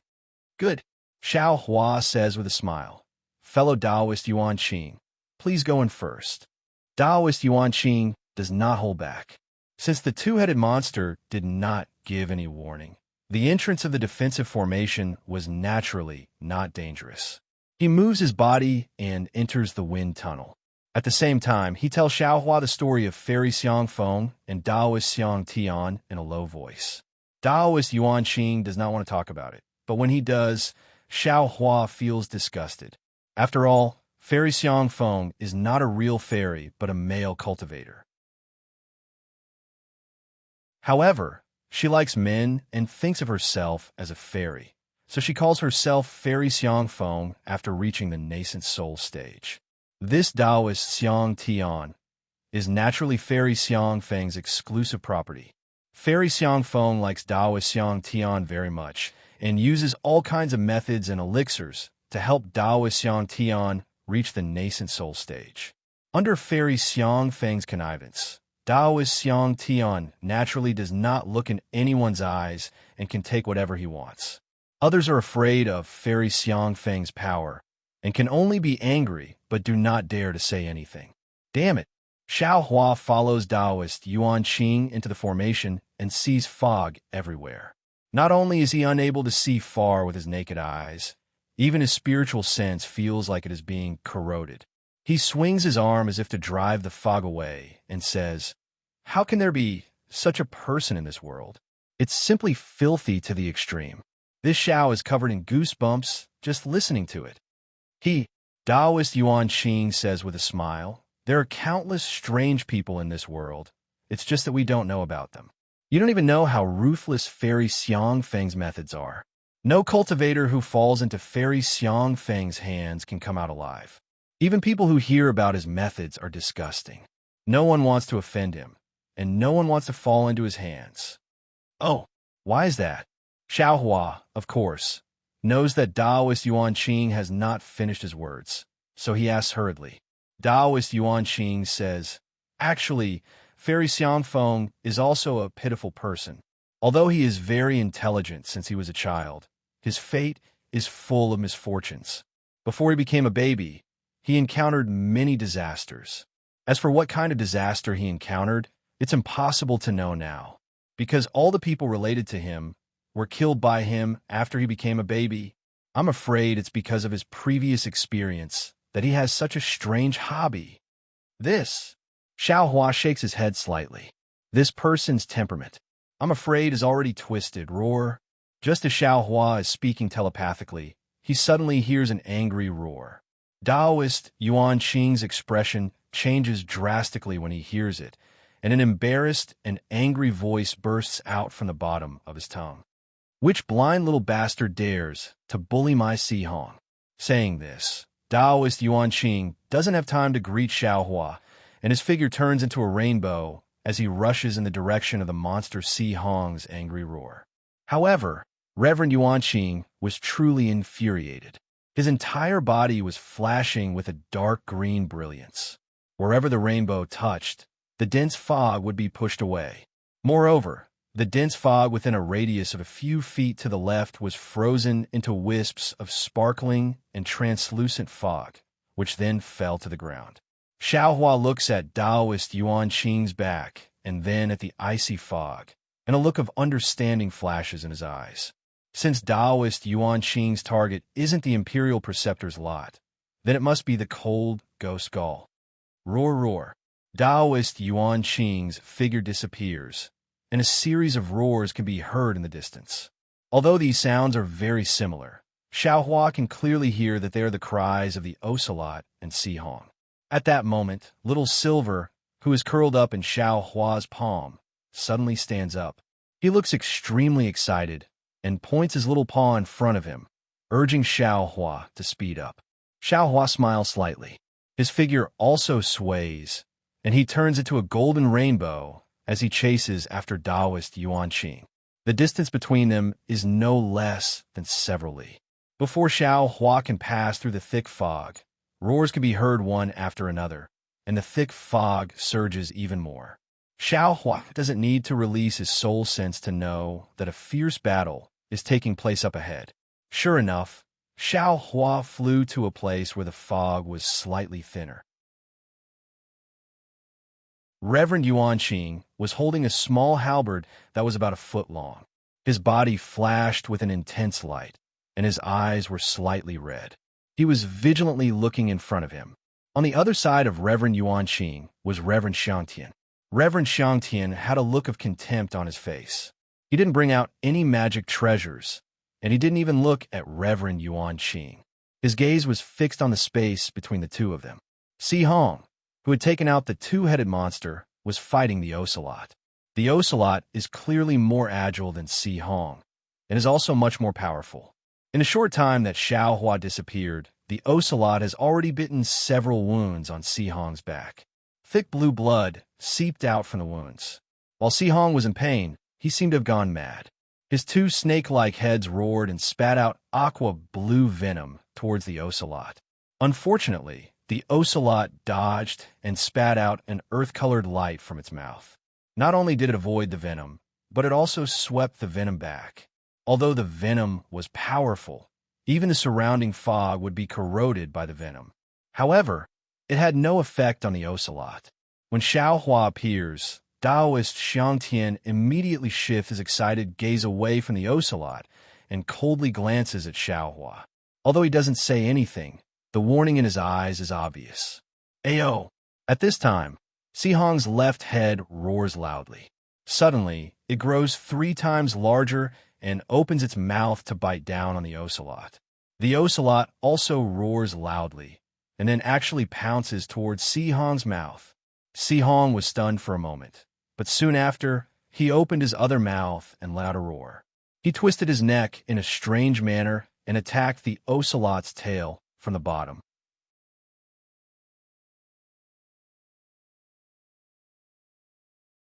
Chapter 3604. A strange smile appeared on Reverend Xiangtian's face. He shifted his gaze away from Xiaohua and looked at the ocelot with excitement. Although Xiaohua didn't know how powerful the ocelot was, he knew that Sihong was about to suffer a great loss. Reverend Yuanqing's face was so gloomy that it seemed like it would drip water at any moment.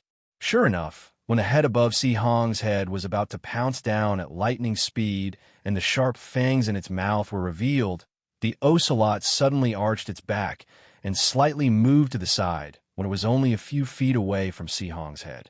Then, the tail that had been curled up behind its back suddenly stretched out and hit Sihong's head with a paw sound. Sihong's entire body instantly moved a few feet away. Sihong's head only moved a few feet away from the ocelot in the time it took for a spark to fly off a piece of flint. Only the dark green, poisonous fog brushed past half of the ocelot's body. Ayo! Sihong's lower head was hit by the ocelot's tail and seemed to be a little dizzy. Sihong's upper head couldn't be stopped in its tracks, and with a loud bang sound, the upper head couldn't close in time and bit down on the lower head. Not only that, the ocelot, which had just dodged the attack, once again streaked across the air. As it shook its head, its body suddenly expanded, and it bit down on the neck of Sihong's head. In an instant, dark green blood flowed out from the wound. Sihong was in great pain. His entire body twisted in midair, and his long tail smashed down on the ocelot with the force of a mountain. Ayo, ayo! The ocelot's throat roared, and its tail flashed with brilliance as it rapidly expanded. It used all its strength to bite Sihong's neck, and used its tail to attack Sihong. How dare you, evil creature! Reverend Yuanqing activated the small halberd in his hand. The small halberd immediately emitted a brilliant light, and a python-like shadow emerged from the runes on the halberd. It seemed like it would turn into a dragon and attack as soon as it left his hand. In the distance, Reverend Xiangtian's face turned dark red, and his eyes flashed with passion. He looked up at Reverend Yuanqing and said coldly, "Animals fight among themselves. If someone disturbs us, don't blame this old man for not treating you as a human." Reverend Yuanqing bit his lip as if he was enduring and waiting for help, but he didn't look at Xiaohua. At this moment, Little Silver's tail in Xiaohua's hand was released from Xiaohua's thumb. That little claw slightly scratched Xiaohua's palm, as if it wanted to move. Xiaohua's heart thumped, and he flicked Little Silver's, but with his middle finger. Little Silver actually immediately understood Xiaohua's meaning. Wind stirred up under his feet as he flew in the direction of the ocelot and Sihong. Compared with the ocelot's and Sihong's imposing and Xiaohua's body, it was pitifully small and pitifully weak. Reverend Yuanqing's when he saw Xiao, little Yuanqing's. Little to Xiangtian, Reverend Yuanqing. Seeing Xiaohua make a move, Reverend Yuanqing was reassured. He didn't think that Little Silver could do anything, but he was sure that Xiaohua wouldn't just stand by and watch. Knowing this, Reverend Yuanqing suddenly attacked with a small halberd in his hand. With a cold aura and a dazzling splendor, the small halberd streaked through the air. The tip of the halberd lengthened as it pierced the space between the ocelot's eyebrows. How dare you! Reverend Xiangtian had been on guard for a long time. He roared angrily, and his whole body trembled as if he was extremely excited. He opened his mouth, and a flying sword turned into 10,000 winter plum blossoms and shot into the air. Seeing that the battle between the two nascent soul cultivators was about to break out, Xiaohua put his hand on his waist as if to take out some magic treasure from his chinkoan bag. But at that moment, Little Silver, who had already flown to the edge of the battle between the Ocelot and Si Hong, abruptly turned into a thin silver light and charged straight for the Ocelot's back. He was faster than lightning, and furthermore, he didn't make the slightest sound. Xiaohua was stunned, Reverend Yuan Qing was stunned, and Reverend Xiangtian was also stunned. The magic treasures of the two nascent soul cultivators froze in midair. The Ocelot was now locked in a stalemate with Si Hong and couldn't pay too much attention to it. However, the Ocelot had also sensed Little Silver's attack, and its body immediately emitted a layer of earthy yellow light. This light was surrounded by wisps of demon fog, and its brocade fur stood straight up, each strand flashed with light. Swish! It was like a stubborn stone thrown into the water, and the ripples didn't seem to have the power to resist it. Little Silver pounced on the Ocelot's back. Whether it was the defensive light, the sizzling demon fog, or the brocade fur, they couldn't resist Little Silver's bite at all. Little Silver's body sank into the Ocelot's back. Oh, the Ocelot cried out in pain. Before it could pull its mouth away from Si Hong's neck, there was a flash of silver light in front of its chest, and Little Silver actually flew out from there.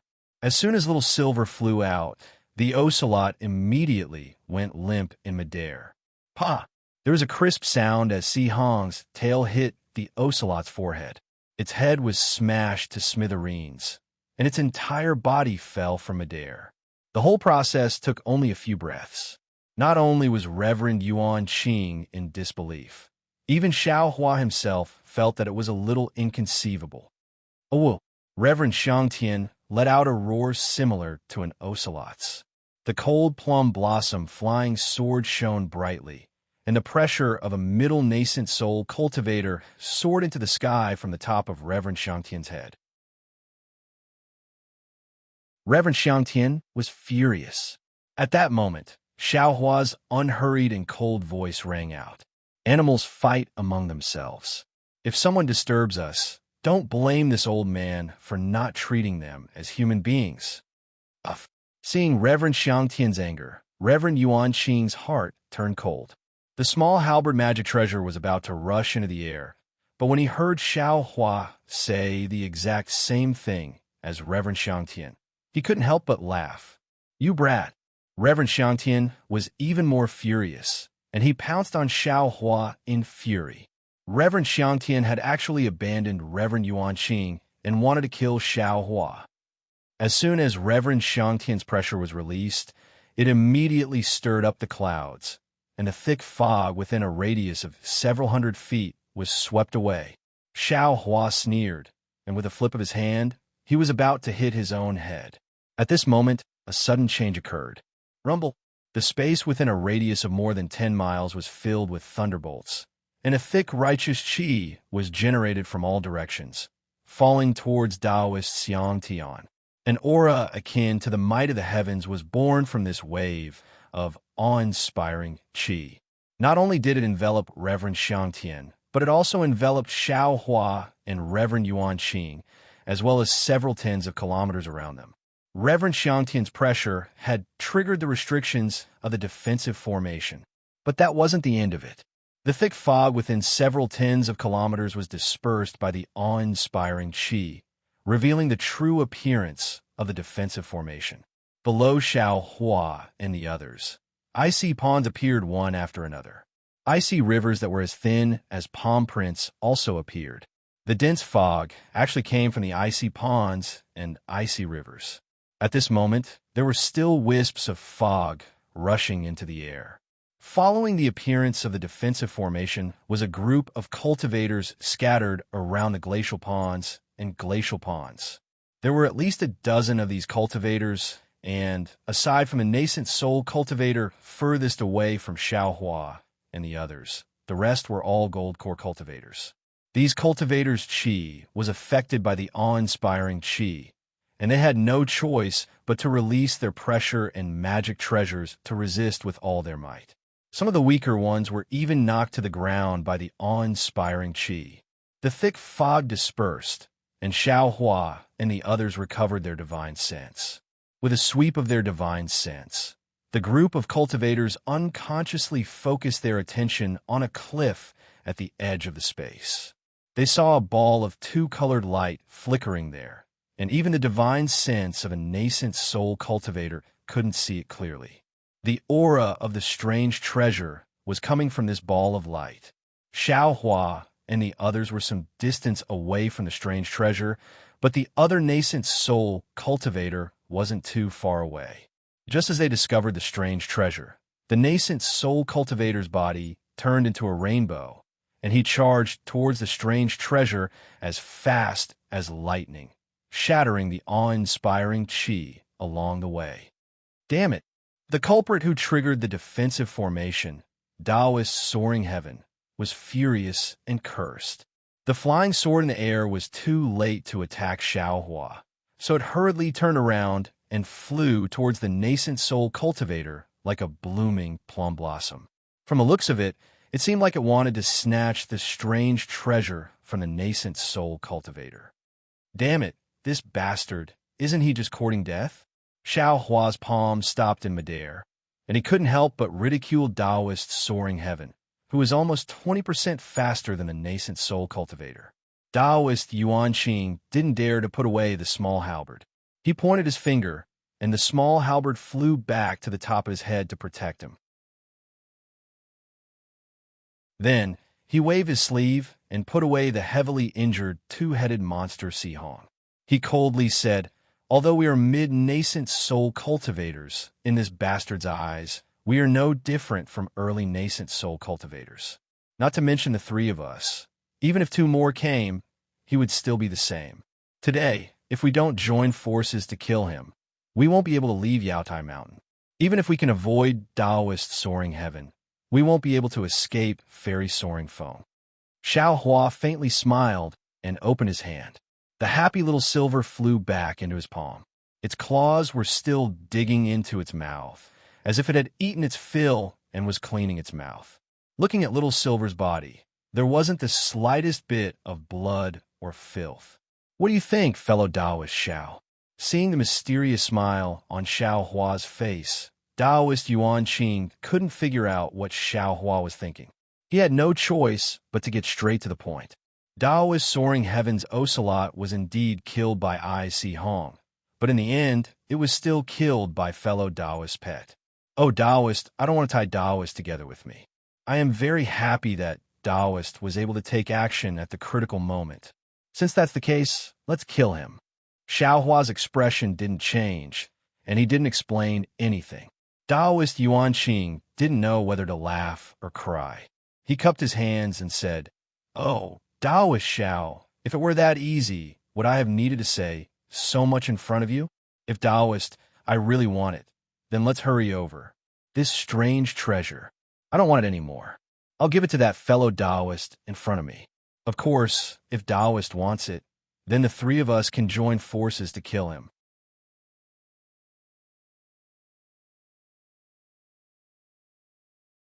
Chapter 3605. All right, let's do as Taoist Yuanqing says. Xiao Hua nodded. He looked very relaxed, as if he was about to swat a mosquito. Taoist Yuanqing wasn't as calm as Xiao Hua. He had heard of Fairy Xiangfeng's fame and felt that Xiao Hua was underestimating Taoist Xiang Tian. He wanted to say a few more words, but when he saw that Taoist Xiang Tian and that nameless nascent soul cultivator were about to approach, he didn't dare to delay. He hurriedly moved his halberd and chased after Taoist Xiang Tian. When Taoist Yuanqing chased after him, there was a strange look in his eyes.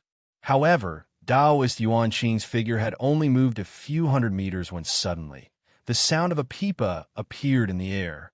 This pipa sound was very strange. It was low and deep like raindrops, falling directly into people's hearts. Soon after, the raindrops became as big as a bucket and continued to crackle. After a few breaths of time, the pipa's sound suddenly became louder. It was like an eagle striking the sky, producing the sound of a golden spear. Not good. The defensive formation has been activated. Not only Xiao Hua, but all the cultivators within a few dozen kilometers were awakened by the sound of the battle. Xiao Hua was especially shocked. The true qi in his chest was stirred up by the unspeakable peep of sound. In a trance, he seemed to see iron horses roaring from the ice river. The iron horse's hooves instantly crushed the space. Golden Spear, Iron Horse. Xiao Hua calmed down and immediately stabilized his true qi. He couldn't help but think of Lung Chinga's Golden Spear, Iron Horse formation. Sure enough, as the sound of the peeper reverberated through the entire space, a vast amount of awe-inspiring qi rushed into the cold pond and the ice river. Countless battle-intense and cold air rushed out from the ice river. Waves of inscriptions stirred in the ice river and the cold pond. Then, pairs of war horses rushed out from the ice river and the cold pond. See, Xiao Hua, who had seen the 5 brocade cloud painting before, couldn't help but suck in a breath of cold air when his divine sense swept across these war horses. These war horses that were formed from ice were all soldiers and generals wearing ice armor. These soldiers and generals were surrounded by an incomparably noble and cold aura. Furthermore, the weapons in their hands seemed to be both tangible and intangible at the same time. The aura of these war horses was several times stronger than Lung Chinga's Golden Spear Iron Horse formation. Moreover, there was an endless stream of cavalry emerging from the ice river. There seemed to be no end to it. Oh no! Xiao Hua's heart skipped a beat. He couldn't help but worry for those golden core cultivators. 1 or 2 battle riders might not be able to catch the eye of a gold core cultivator, but 100 or 1,000 of them could definitely take the life of a gold core cultivator. Not to mention that many of these gold core cultivators were still resisting the heavenly might of the defensive formation. Xiao Hua's worries were not superfluous.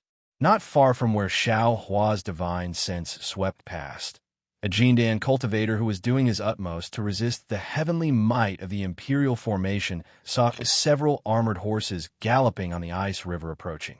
Immediately, his entire body flashed with a splendor, and a magic weapon that looked like a silver moon spat out from his mouth. The silver moon was like a blade, and when the splendor flew past, those armored horses were instantly shattered into pieces. The charging horses turned into ice and fell to the ground. However, without waiting for this gold core cultivator to catch his breath, another dozen or so ice spears emerged from the cold pond.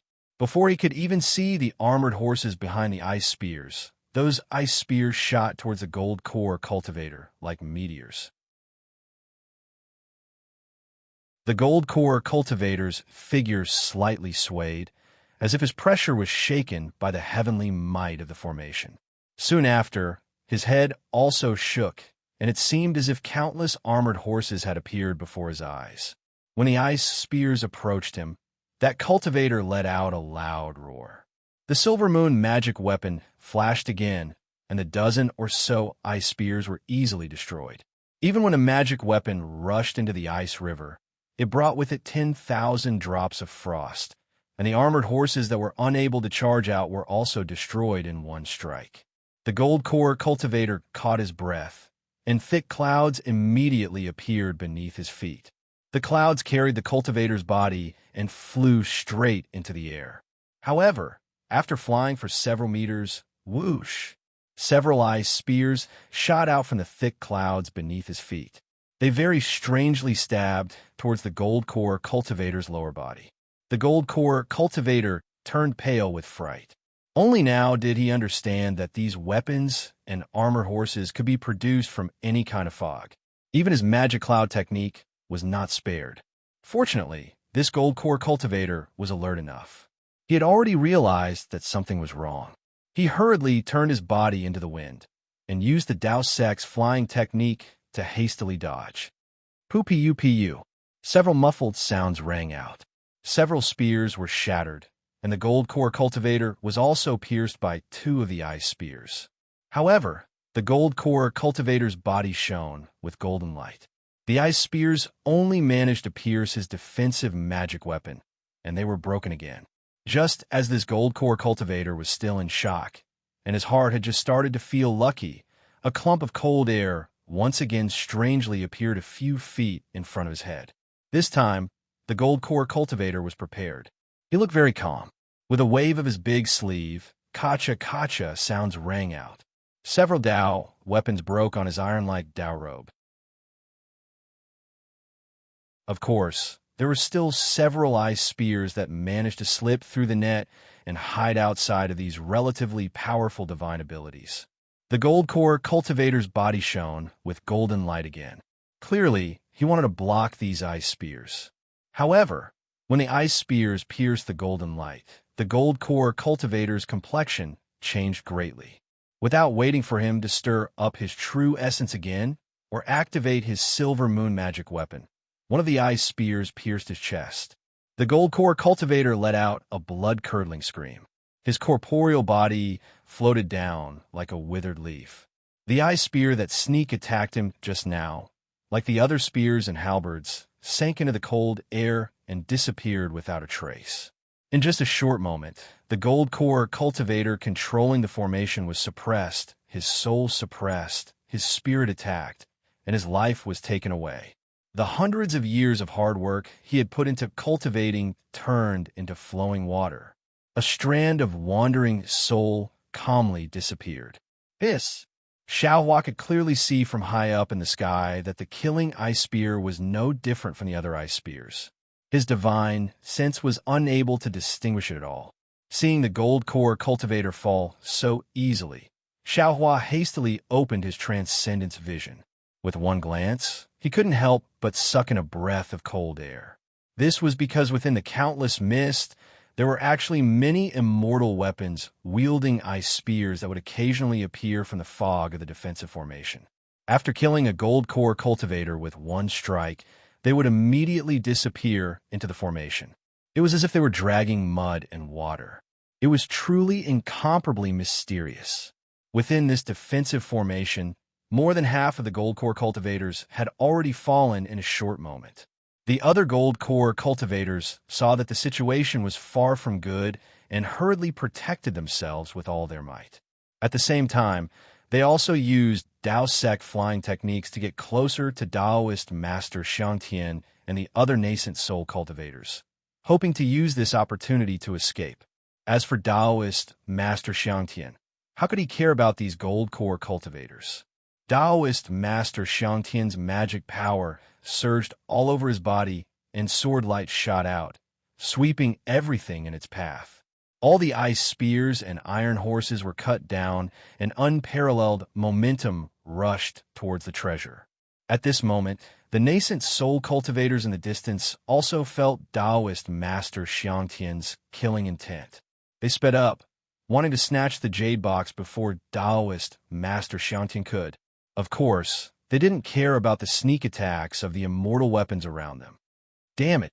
Xiaohua was inwardly annoyed by the ruthless methods of this Confucian cultivator. He cursed and urged his body to catch up to Daoist Master Yuanqing. Xiaohua's speed was naturally far superior to Daoist Master Yuanqing's. Although he didn't use the lightning escape technique, he had already surpassed Daoist Master Yuanqing in the blink of an eye. Daoist Master Yuanqing was stunned, but a smile appeared on his face. The stronger Xiaohua was, the better it would be for him. The two of them would have more chances to kill Daoist Master Xiangtian if they joined hands. However, Daoist Master Yuanqing was puzzled because after Xiaohua passed him, he didn't directly attack Daoist Master Xiangtian. He also didn't try to snatch the treasure. Instead, he flew down between him and Daoist Master Xiangtian. Xiaohua waved his hands and shot out a series of incantations. The space within 1,000 feet of Daoist Master Yuanqing began to tremble rapidly. Strands of cold air were shattered, and the pillars of Daoist Master Yuanqing's qi were also destroyed. A golden light flashed, and half of the golden scissors rushed into the air. Ah! Miserable screams sounded, and several broken limbs wearing immortal armor fell into the fog in the distance. Too fierce! Daoist Master Yuanqing was flabbergasted. As the saying goes, when an expert shows his hand, you can tell whether he is an expert or not. Although this saying was very vulgar, It was very appropriate to use it on Xiaohua. Taoist Master Yuan Qing had overestimated Xiaohua, but that overestimation was far from Xiaohua's fierceness. Taoist Master Yuan Qing was well aware of the limitations the defensive formation had on Dao sect cultivators. He could easily cast the confinement of 1,000 feet outside the Yaotai Mountain, but inside the defensive formation, it was already a miracle that he was able to confine a few thousand feet. Otherwise, he wouldn't have desperately chased after Taoist Master Xiangtian, and Taoist Master Xiangtian, and that nameless nascent soul cultivator wouldn't have had to desperately rush to the cliff where the treasure was. Normally, a nascent soul cultivator would be able to snatch the treasure within a dozen or so miles. Even if they used a flying technique, they would be able to snatch it in the blink of an eye. Taoist Master Yuan Qing was pleasantly surprised, and his expression changed once again. The magic power in Xiao Hua's body surged, and the safe area that Xiao Hua's magic power restricted was constantly expanding. The golden core cultivator, next to the immortal soldier who had just been killed, was already at the edge of the safe area. It wasn't until now that Taoist Master Yuan Qing realized what Xiao Hua was thinking. He really didn't understand. After all, that golden core cultivator wasn't Wu Tian or Changyu. Of course, Xiao Hua's actions only made Taoist Master Yuan Qing respect him and trust him even more. He only urged his magic power to chase after Taoist Master Xiangtian, who was already close to the treasure. He didn't believe that Xiao Hua, who could save an ordinary golden core cultivator, wouldn't forget about him, a nascent soul cultivator that he had befriended. Rumble! At that moment, Reverend Xiangtian and the nameless nascent soul cultivator's magic treasure collided. Countless waves of qi surged out, and the fog that had been dispersed by the pillars of qi began to wreak havoc once again. Although the defensive formation borrowed the power of the heavens and was extremely powerful, the collision between two mid-nascent soul stage cultivators still caused the formation to shake a few times. The dozens of pillars of qi were once again shattered. Not good. Perhaps the bystanders were surprised by the fierceness of the battle between the two nascent soul cultivators, but Xiao Hua inwardly cursed, because as the defensive formation trembled, even more cold air and armored horses were born from the void. The few Jindan cultivators who were lucky enough to survive had just seen the dawn of life, but in a short moment, they were submerged by these armored horses. The battle between two nascent soul cultivators had indirectly taken the lives of several golden core cultivators.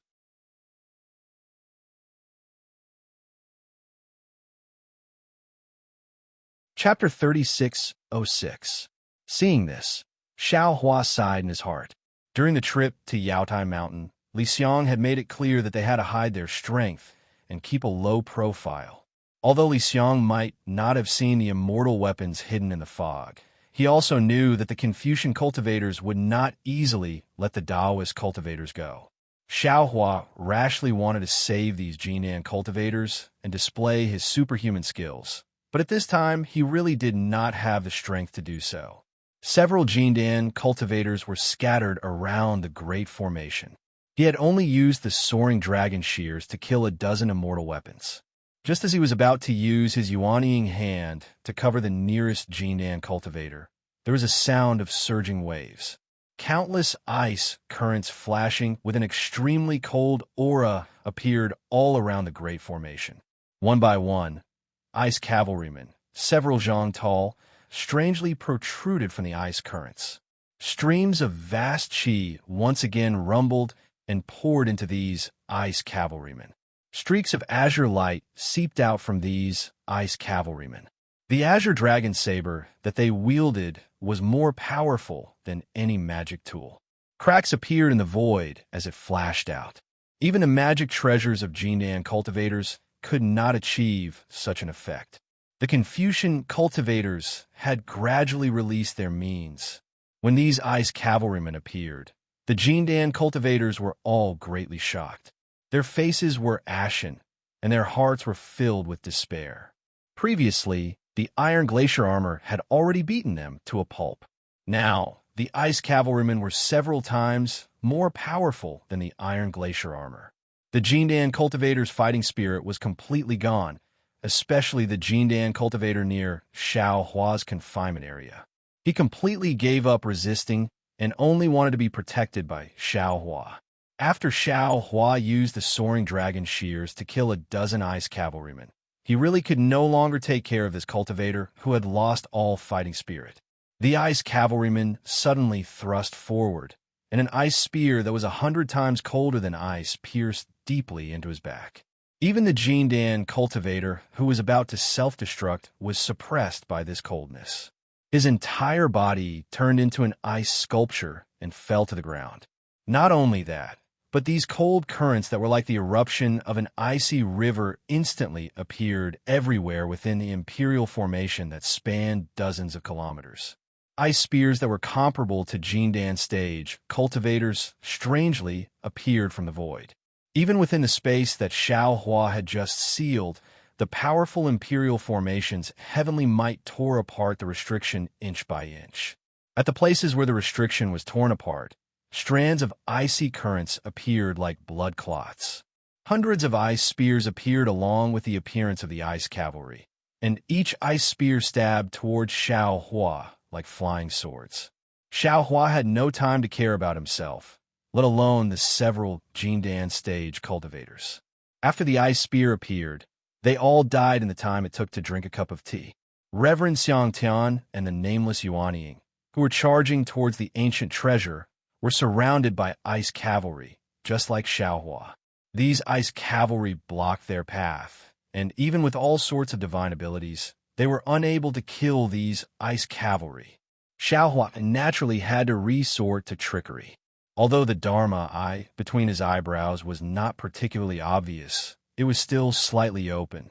After all, Confucian cultivators were very proficient in using deception tactics, so Xiao Hua naturally could not be careless. Sure enough, after a dozen ice cavalry arrived, an immortal general that was several times stronger than the ice cavalry rushed out of the icy water with an ice cavalry in his hand. With a whistle, he stabbed towards Xiao Hua like the other ice cavalry. Unfortunately, although this immortal general did not show his face, his filthy thoughts could not be exposed to the light of day. Xiao Hua also did not seem to notice. He casually waved his Taoist robe and scattered most of the ice spears. A few ice cavalry powerlessly pierced the golden light, protecting Xiao Hua's body. Seeing the ice spears pierce Xiao Hua's armpits, the immortal general raised his eyebrows slightly, as if he was happy. Unfortunately, his eyebrows seemed to have stopped there and could no longer be raised. At this moment, Xiao Hua suddenly shook his hand, and a wishful staff appeared in his hand. The wishful staff whistled through the air, flashing past the ice spears and smashing into the immortal general's head. The immortal general did not understand how he had died under Xiao Hua's hands. This staff was too strange. No one would have imagined it. When Xiao Hua encountered such an obstruction, there was no need to mention Taoist Xiangtian, Taoist Yuanqing, and the nameless nascent soul cultivator. There were even more cold currents near the strange treasure. Before Taoist Yuanqing could catch up to Taoist Xiangtian, he was blocked by many ice cavalry and had no choice but to use his small halberd to meet them. The ice cavalry and ice spears might be the appetizer for these nascent soul cultivators, but the immortal general hidden among the ice cavalry was the appetizer. Several times, the three nascent soul cultivators were almost stabbed by the immortal general. How could the three nascent soul cultivators not know that something was wrong? Reverend Xiangtian hurriedly slapped his hand on the door above him, causing a cluster of green light to shoot up into the air. The green light transformed into countless sword lights that rained down like a fountain, enveloping the space several hundred feet around Reverend Xiangtian. These sword lights were filled with sword shadows and chilling intent. They strangled the ice river and frost inch by inch, not allowing the ice cavalry to appear again. Reverend Xiangtian did the same. Reverend Yuanqing and the nameless nascent soul cultivator did the same. One of them unleashed a watercolored light that looked like a boat in the ocean to protect himself, while the other condensed a huge, spindle-shaped magic treasure to shield himself. Neither the ice spears nor the cavalry could break through their defense. Seeing the few gold core cultivators inside the defensive formation fall into the ice river one after another, Xiao Hua sighed and withdrew his magic power. He used his divine sense to urge the soaring dragon shears to sweep away the ice spears and ice cavalry that came out of the ice river. The wishful staff in his hand also danced and flew toward Taoist Xiangtian and the others. For a moment, the entire defensive formation was in a stalemate with the 4 nascent soul cultivators. Although there were still dozens of ice rivers within the defensive formation, the ice rivers seemed to be helpless against the defenses of the 4 nascent soul cultivators. Seeing that the previous defense was effective, Taoist Xiangtian immediately urged his flying sword to rush toward the treasure, while the nameless nascent soul cultivator used his nascent soul hand to grab the treasure. Seeing this, Taoist Master Yuanqing knew that this was an excellent opportunity. Almost without hesitation, he activated the small halberd. Streaks of crystalline thunderbolts flashed in the air, shattering countless ice spears. Like the nameless nascent soul attacking Taoist Master Xiangtian from both sides, the halberd fell towards Taoist Master Xiangtian's back. "You dare!" Taoist Xiangtian coldly smiled and pointed his finger at the flying sword. The flying sword let out a whistling sound and instantly grew in size. It was originally flying toward the treasure, but it strangely changed direction and directly chopped toward the nameless nascent soul's nascent soul hand.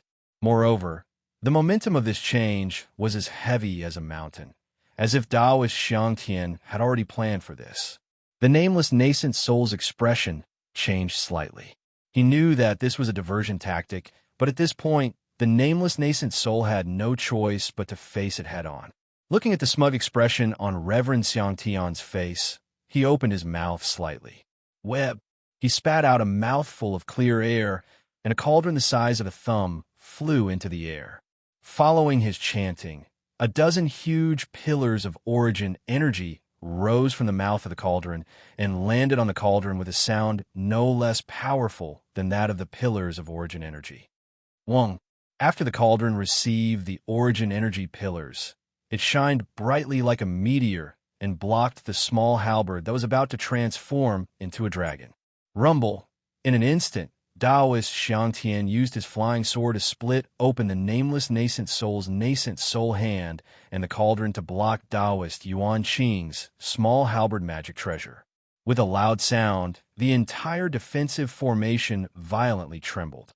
Whether it was the ice river or the mist, they were all violently tumbling, causing Taoist Yuanqing to feel extremely bitter.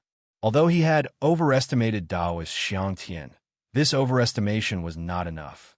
They were both mid-stage nascent soul cultivators, but Taoist Xiangtian was able to fight against 2 of them with ease.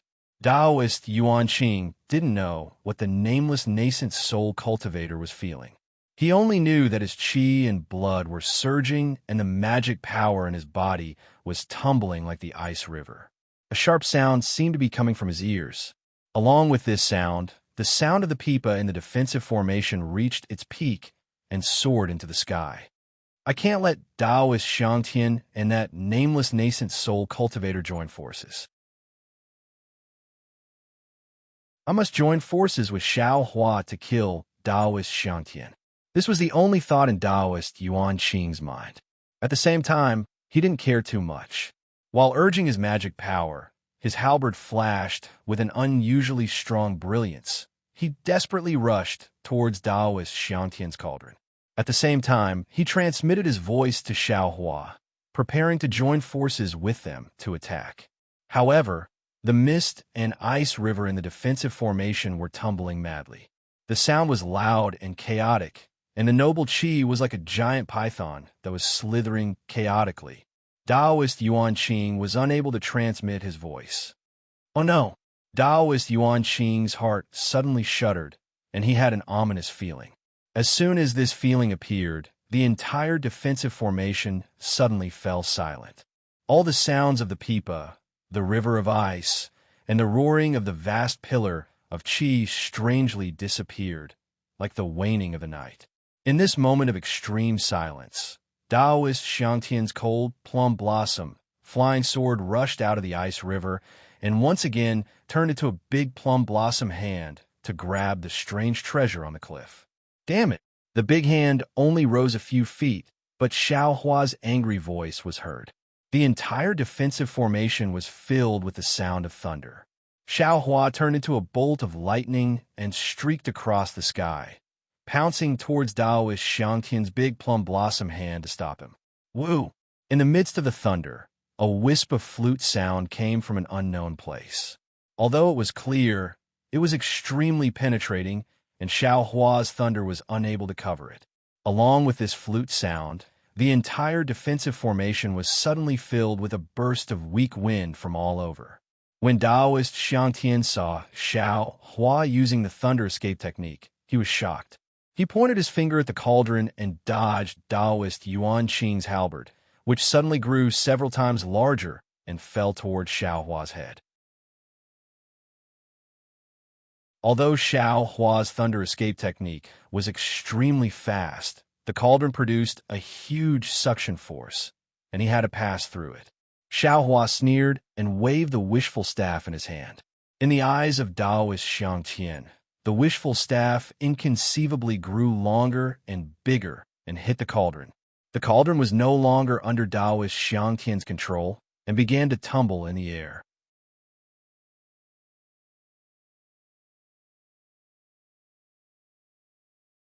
Chapter 3608. Taoist Xiangtian. Xiao Hua waved the wishful staff and shouted angrily, "Can't you see? Every time you fight someone, you cause a change in the defensive formation, and each change is stronger than the last. You've already caused more than 10 golden core cultivators to die in the defensive formation. Do you want to drag us down with you?" Xiao Hua's voice was extremely loud. It sounded like a thunderclap inside the defensive formation. When Reverend Yuan Qing heard it, he couldn't help but feel shaken. He was immediately stunned. How could this Xiao Hua possibly speak inside the defensive formation? Taoist Yuan Qing hastily said, but as he thought, even though his voice contained magic power, it still couldn't reach far. It was at this moment that the flute sound in the defense formation suddenly became sharp. The weak wind that was generated earlier suddenly intensified.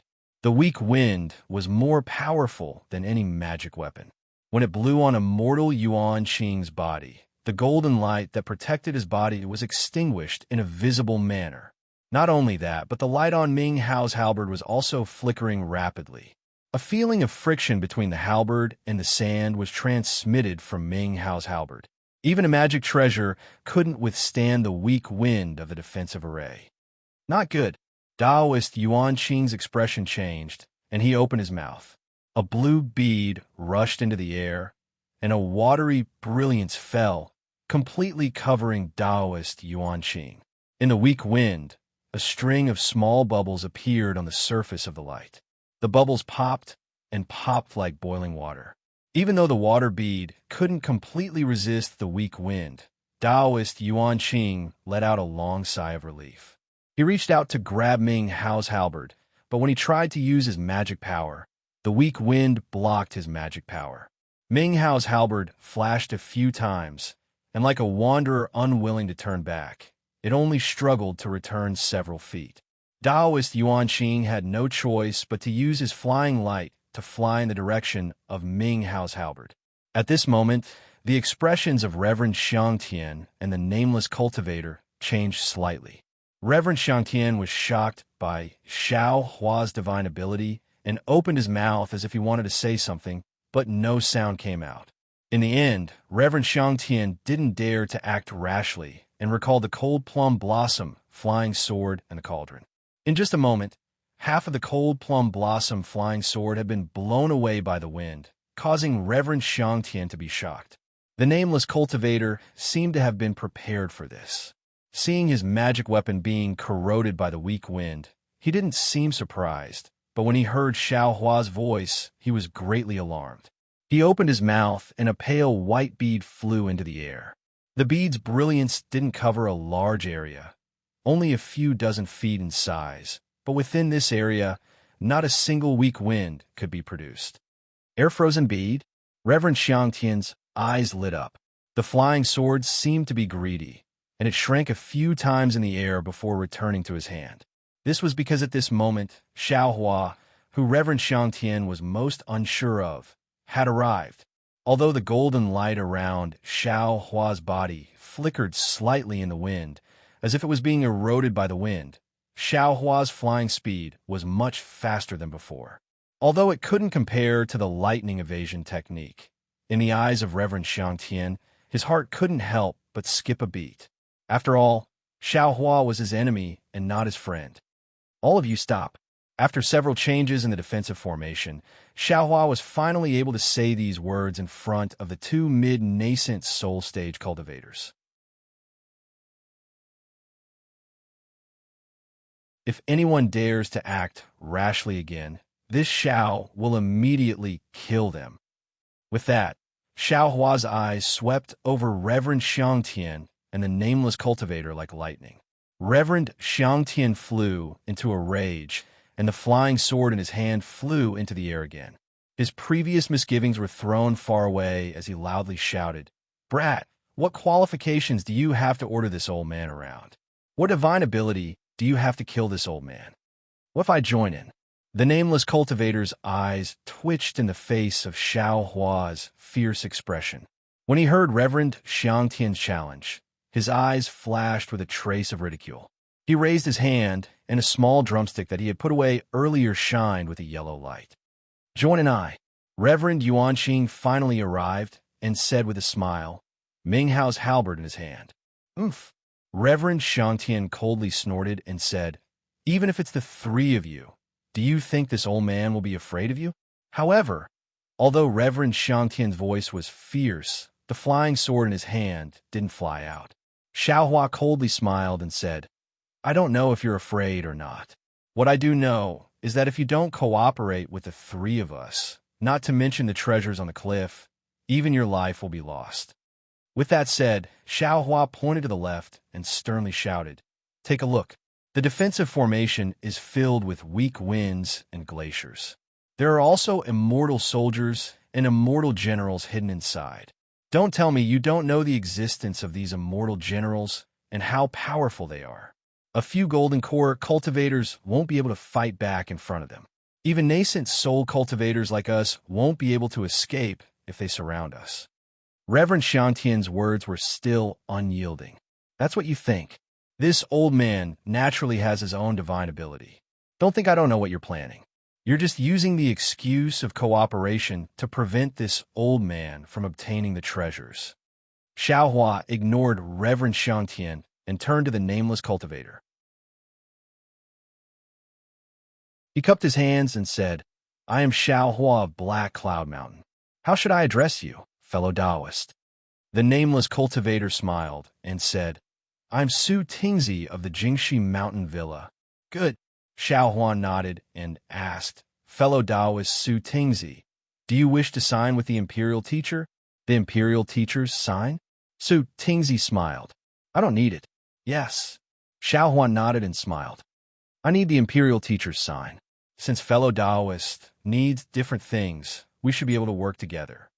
"As you wish." Su Tingzi was even more delighted. "Your wish is my wish." Reverend Xiangtian.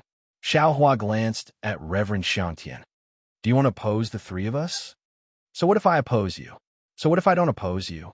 Reverend Xiangtian looked around and saw that the weak wind had already started to condense. These strands of weak wind gradually turned into hurricanes. When these weak winds converged into hurricanes, even a mid-stage nascent soul cultivator like him wouldn't be able to deal with them. He had no choice but to find a way out of this situation. "I won't talk about the consequences of opposing you," Xiaohua said indifferently. "If you want to work together, then let's put aside our grudges for the time being. As for the strange treasure on the cliff, let's put it aside for the time being. We'll first work together to protect ourselves and use our divine abilities to break this defensive formation." "Huh? Xiaohua, are you joking?"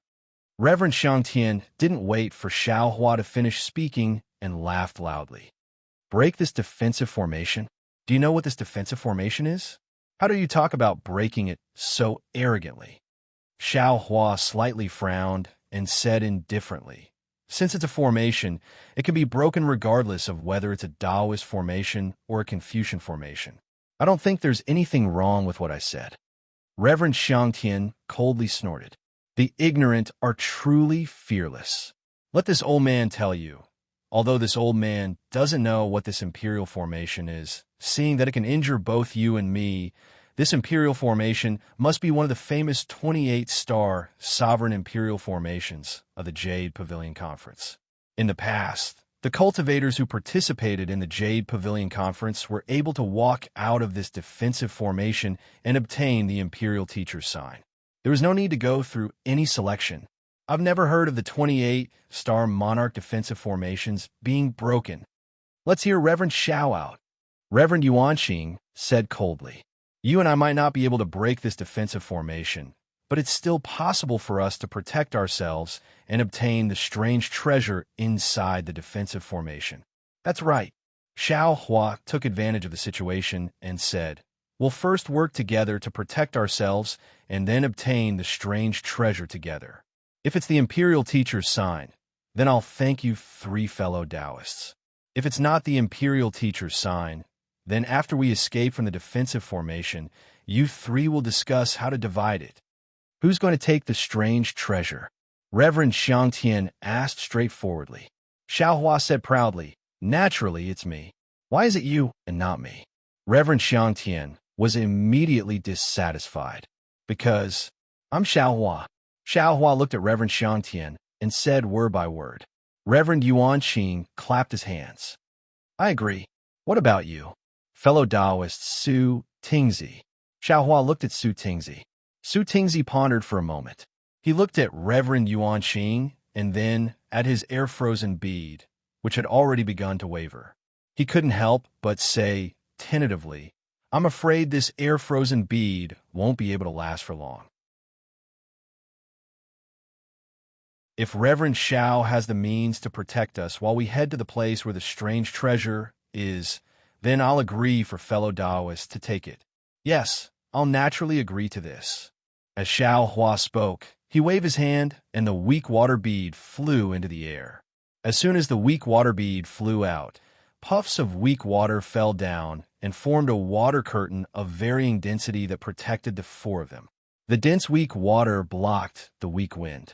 Although the weak wind was able to pass through the sparse weak water, Reverend Yuanqing and the others could see through the sparse weak water. The weak wind that passed through the sparse weak water couldn't threaten the safety of the 4 of them. Good. I'll listen to Reverend Zhao's arrangement. Su Tingzi was overjoyed and hastily put away the air-frozen bead. Reverend Xiangtian looked at the weak water bead above Xiao Hua's head and his eyes flickered. The current situation had already been decided. If he didn't agree to Xiao Hua's request, then Xiao Hua would definitely make a move. Reverend Xiangtian had the strength to fight against Reverend Yuanqing and Su Tingzi, but now that Xiao Hua's strength was unfathomable. Reverend Xiangtian pondered for a moment and said indifferently, given the current situation, do I still have a choice? Let's go. Seeing that Reverend Xiangtian didn't object, Xiao Hua didn't beat around the bush. He pointed at the weak water bead and flew toward the cliff. Reverend Xiangtian was even faster than Reverend Yuanqing and Su Tingzi. His body swayed and landed on Xiao Hua's left hand. He was within the range of the weak water bead and maintained a sufficient distance from Xiao Hua. Reverend Yuanqing wasn't in a hurry. He raised his hand slightly and signaled Su Tingzi to fly in front while he followed Xiao Hua behind.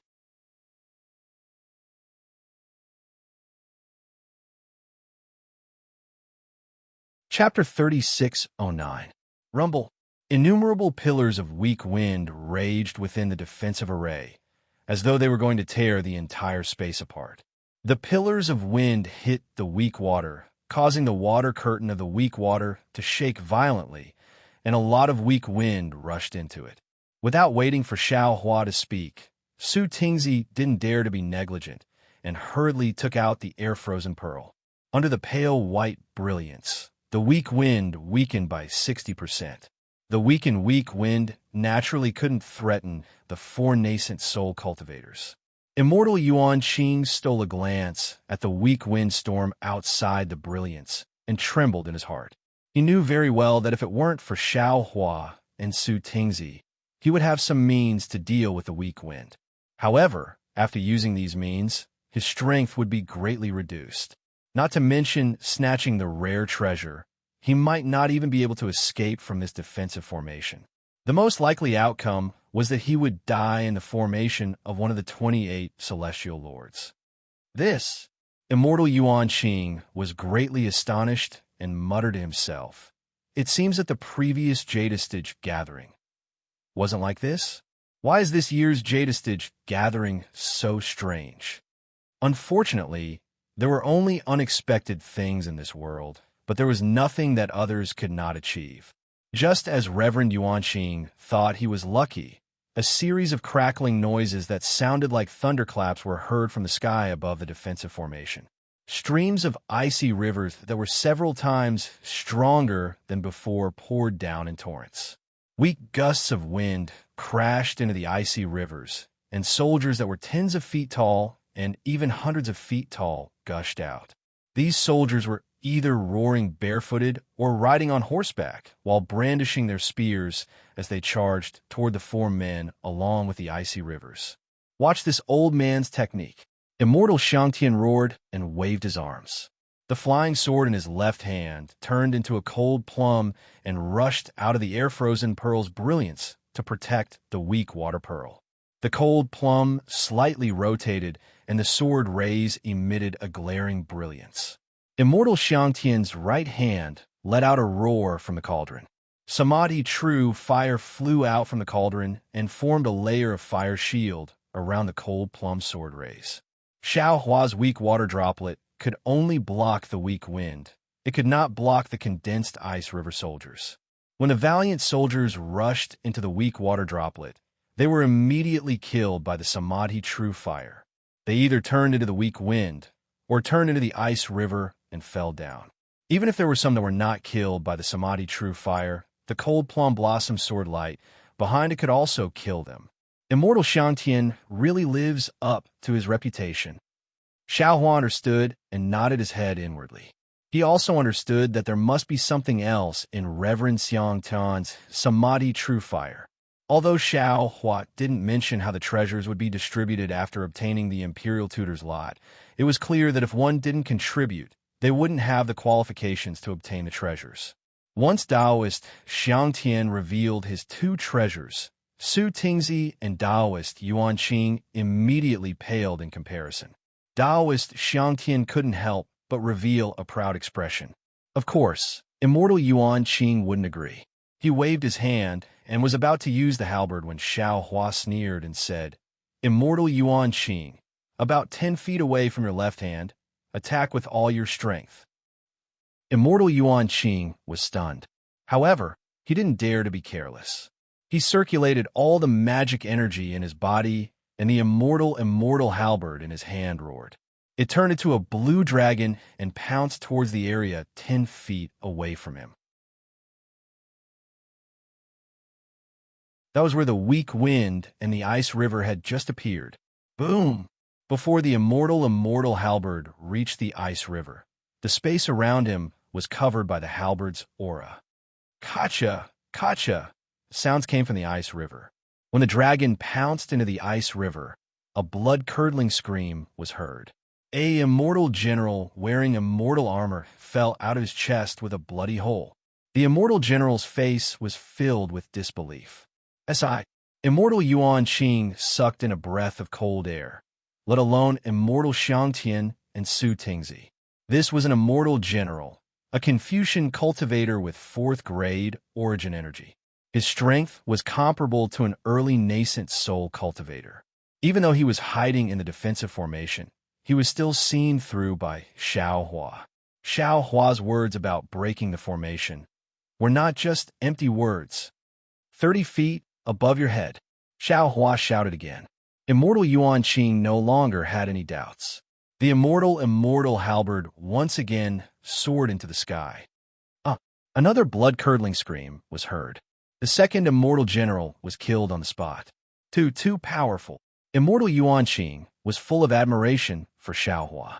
Su Tingzi, 20 feet ahead. Xiaohua shouted again. Su Tingzi's face lit up with joy. The small drumstick in his hand flew out. Woo! A clear sound came from the drumstick. A yellow light condensed into a sharp arrow and disappeared into the void. When it reappeared, it was already 20 feet away from the weak wind. As the three expected, the corpse of a decapitated immortal general appeared again. Go! Xiaohua ordered again. The three hurriedly used their flying techniques and followed Xiaohua for several hundred feet. Kill! Kill! Following Xiaohua's orders, close to 10 immortal generals were forced out of the defensive formation. Of course, these 10 immortal generals were not killed. Among them, 4 only seriously injured. Then, they borrowed the power of the defensive formation to escape. After these 4 immortal generals escaped, the entire defensive formation became a little quieter. No other immortal generals flew out to kill them. Without the immortal generals blocking them, the 4 arrived at the bottom of the cliff in a short while. The light of the strange treasure above their heads could be seen clearly. It was a square J-box. Let's fly over. Immortal Yuan Qing, take it. Xiaohua did not wait for the 3 to say anything. He immediately ordered, then, I will take care of it. Okay. Immortal Yuan Qing did not hesitate. He urged his body to fly up with Xiaohua. However, as the 4 approached the cliff, Immortal Yuan Qing was about to reach out his hand. Rumble. The entire defensive formation let out a loud rumble. It was as if the sky was falling and the earth was splitting. All the sounds of the flute, the river of ice, and the army were drowned out. In front of Xiaohua and the others, the entire cliff was shaking. With this shaking, the cliff rapidly retreated. Even the weak wind, the river of ice, and the sound of the flute disappeared in the shaking. What was going on? Immortal Yuan Qing was shocked. His hand unconsciously froze. Looking at the jade box within reach, Immortal Yuan Qing involuntarily used his divine ability. A large hand came out of his sleeve and streaked across the sky, chasing after the fleeing cliff. The nascent soul hand can be used. Divine sense can be used as well. Immortal Yuan Qing was overjoyed. After a sweep of his divine sense, he exclaimed in surprise. At the same time, the halberd of Ming Hao flew out and flew toward the cliff in the distance. Yes, divine sense can be used. Immortal Xiang Tian was also overjoyed. However, he immediately cried out, "Not good. This defensive formation seems to have expanded a lot." Without waiting for him to finish speaking, a slightly hoarse voice called out from the distant horizon. Where's this? Io, is this a rare treasure? Let's see who dares to snatch it from this old man. Before the voice fell, a large hand that was several times larger than Immortal Yuan Qing's nascent soul hand streaked across the sky. Following the large hand was a magic treasure that was not inferior to Ming Hao's halberd. It released a powerful aura and fell toward the cliff. A rare treasure? Who dares to snatch it from me? Immediately after, an extremely arrogant voice came from the other side. Another large hand appeared in the sky. Xiaohua's soul had already swept through the entire defensive formation. Just as Immortal Xiang Tian had said, the defensive formation had expanded by several times. Within this expanded range, there were more than 20 nascent soul cultivators and hundreds of gold core cultivators. There were far more cultivators than the ones who had fallen into the defensive formation before. There was no need to think too much about it. Xiaohua already understood that the Star Monarch defense array that these cultivators had fallen into earlier was definitely not the Star Monarch defense array. This Star Monarch defense array must have connected several or even dozens of other defense arrays together. Either it wanted to catch them all in one fell swoop, or it wanted to take advantage of the situation. However, regardless of what the people of Celestial Lord Hall were planning, Xiaohua's plan had failed. Reverend Xiangtian had already taken out 2 more magic treasures and used his nascent soul hand to snatch the jade box from Reverend Yuan Qing and the others. Reverend Yuan Qing, who was not far away, saw that his divine ability was inferior to the others and called out, "Reverend Xiao, quickly give this poor Taoist a hand." Xiao Hua frowned. He felt that immortal Yuan Qing's call was a bit abrupt, but he didn't think too much about it. After all, he was the one who had come up with the plan. It was normal for immortal Yuan Qing to ask for help if he couldn't get the jade box. Thus, Xiao Hua clapped his hand, and the nascent soul hand immediately rushed out and grabbed toward the cliff. Xiao Hua's nascent soul hand was much larger than the others, and its speed was also much faster.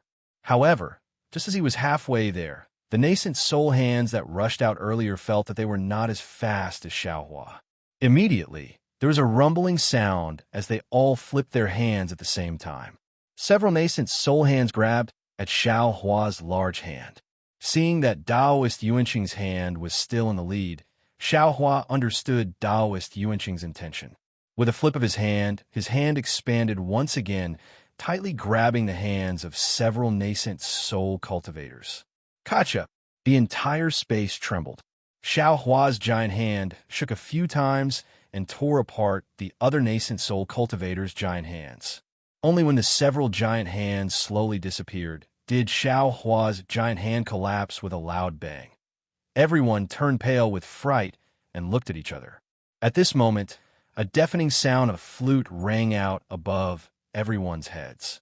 The sound of wind and water appeared again. What made everyone tremble with fear was that a 3-colored giant python fell from the sky with an indescribable majesty along with the sound of the flute. The 3-color majesty filled the entire defensive formation. Whether it was the cauldron, the flying sword, or the Hongming halberd, they all paled in comparison.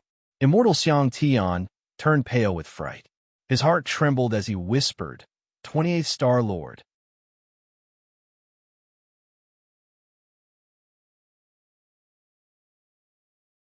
Chapter 3610. Just as Taoist Xiangtian let out a low cry, the 3-colored giant python had already landed on Xiao Hua's back. Xiao Hua's nascent soul hand had just collapsed, so he simply didn't have the time to use a divine ability to resist. Boom! The giant python pierced Xiao Hua's back, revealing a bowl-shaped spear. Poof! Xiao Hua seemed to have been struck by lightning, and he spat out a mouthful of blood essence. His entire body trembled a few times on the spear before slowly falling down, and his arm powerlessly drooped down. Taoist Xiao. Taoist Yuan Qing raised his eyebrows. The appearance of this long spear was really unexpected. Seeing that Xiao Hua was seriously injured, Taoist Yuan Qing seemed to have thought of something. He cried out in alarm and stopped. That huge hand that was rushing towards the sky and the halberd that was following closely behind also restrained its brilliance and carefully stopped in midair. The spear that had injured Xiao Hua paused for a moment beside Xiao Hua, as if it was hesitating. Then it turned back into a python and flew back into the sky. The pressure that caused all the nascent soul cultivators to tremble disappeared without a trace. Oomph! Taoist Xiangtian let out a cold snort, and the giant hand that had stopped moved once again. While the nascent soul cultivators were hesitating, it immediately rushed forward. Taoist Xiangtian turned into a rainbow, and the cold plum blossom flying sword let out a thunderous roar as it protected him. It was as if he wasn't afraid of being killed by the celestial monarch. Xiao Hua. Taoist Yuan Qing stood in the air and scanned Xiao Hua's body with his divine sense. He frowned as if he was hesitating, but only for a moment. Taoist Yuan Qing also turned into a rainbow, and the halberd shined brightly. With a thunderous roar, a ferocious dragon shape appeared once again. However, this dragon shape didn't chase after Taoist Yuan Qing. Instead, it waited in the air until Taoist Yuan Qing flew past it before charging into Taoist Yuan Qing's golden light shield. Su Tingzi was originally in a daze, but when he saw Taoist Yuan Qing also abandon Xiao Hua, he immediately understood. The reason the celestial official in charge of the defensive formation killed Xiaohua was not because Xiaohua wanted to snatch the rare treasure. The rare treasure of the defensive formation was something that should be snatched. Instead, it was because Xiaohua and the other three had killed the immortal general controlling the formation. Or perhaps it could be said that because of Xiaohua's existence, the four people who should have been fighting fiercely did not fight to the death. Instead, they formed a rope. Although they did not have the strength to break through the defensive formation, they still made the star venerates guarding the formation feel afraid, which was why they attacked. Su Tingzi looked at where Xiaohua had landed and wanted to help. However, he didn't dare to offend the Star Monarch controlling the array. After all, the Star Monarch guarding the array was a 5th-stage Origin Chi realm cultivator. He was far from being a match for him. However, Su Tingzi sighed. He knew that he no longer had the advantage of being the first to enter the array. At this moment, even the other nascent soul cultivators who had just entered the array were stronger than him, let alone Sage Xiangtian. He could only look for other opportunities. As a result, Su Tingzi decided not to snatch the treasure. Instead, he released his divine sense and carefully observed the movements of the defensive formation. He wanted to find an opportunity to escape from the defensive formation. Moreover, Su Tingzi was selfish. He wasn't too far away from where Xiaohua had landed. When the defensive formation was in chaos, he wanted to see if he could bring the heavily injured Xiaohua along with him. Of course, this was only a trace of kindness. Su Tingzi didn't know if the Star Monarch controlling the formation would let Xiaohua go. Taoist Yuan Qing and Sage Xiangtian moved. Whether it was their nascent soul cultivators or their escape techniques, they immediately alerted the other nascent soul cultivators. In the beginning, the other cultivators were naturally puzzled. They thought that the two of them were not afraid of death and dared to oppose the Star Monarch guarding the formation. However, when they saw that the two of them were getting closer and closer to the treasure and that murderous tricolored python spear had yet to appear, how could they still hold themselves back? Damn it! A nascent soul mid-stage cultivator angrily cursed. He opened his mouth, and a magic treasure that looked like a string of beads rushed into the air. Then, the entire string of beads exploded. As the cultivator spat out a mouthful of blood essence on it, the beads transformed into sinister skulls. They let out soul-stirring screeches in the air and rushed towards the treasure as fast as lightning. Another cultivator slapped his forehead. A very delicate crane emerged from the top of his head. It let out a soft cry in the air and flapped its wings before falling into the void. When it reappeared, it was already 300 meters away. There were even several nascent soul cultivators who let out loud roars. Magic power surged around their bodies, and the spiritual energy of heaven and earth madly poured into them. They either flickered with golden light or faintly glowed with green light. There was even one who had a demonic body. Feeling that they could not stop others from obtaining the treasure, the cultivators prepared to intercept Sage Xiangtian or Taoist Yuan Qing from all directions. However, the cultivator who had a demonic body was a strange winged demonic body. When he spread his wings, his flight was equally astonishing. He joined the ranks of the cultivators who fought for the treasure. The nascent soul cultivators within the defensive formation each used their own methods to fight for the treasure. How could the 100 or so golden core cultivators who were swept into the defensive formation dare to approach? They did not even have the intention to take advantage of the situation like Su Tingzi. They only trembled as they descended. They were prepared to find some spiritual herbs and other items within the defensive formation. Otherwise, they would wait in a safe place and escape when a flaw appeared in the defensive formation. The nascent soul cultivator with the demonic body seemed to be the fastest. In just a few breaths, he had already caught up to the hand of a nascent soul cultivator. How could the hand let him go? The hand whistled and grabbed at the air, wanting to stop the cultivator. Kaka! The nascent soul cultivator let out a long laugh. He did not use any other abilities. Instead, he flapped his wings and charged toward the hand. Rumble. A loud sound echoed through the defensive formation once more. A large hole was created in the hand of the nascent soul cultivator. The nascent soul cultivator's demonic body staggered and was about to fly back into the sky. However, at that moment, a ray of light appeared. It was an unknown nascent soul cultivator's magic treasure that blocked the path of the nascent soul cultivator.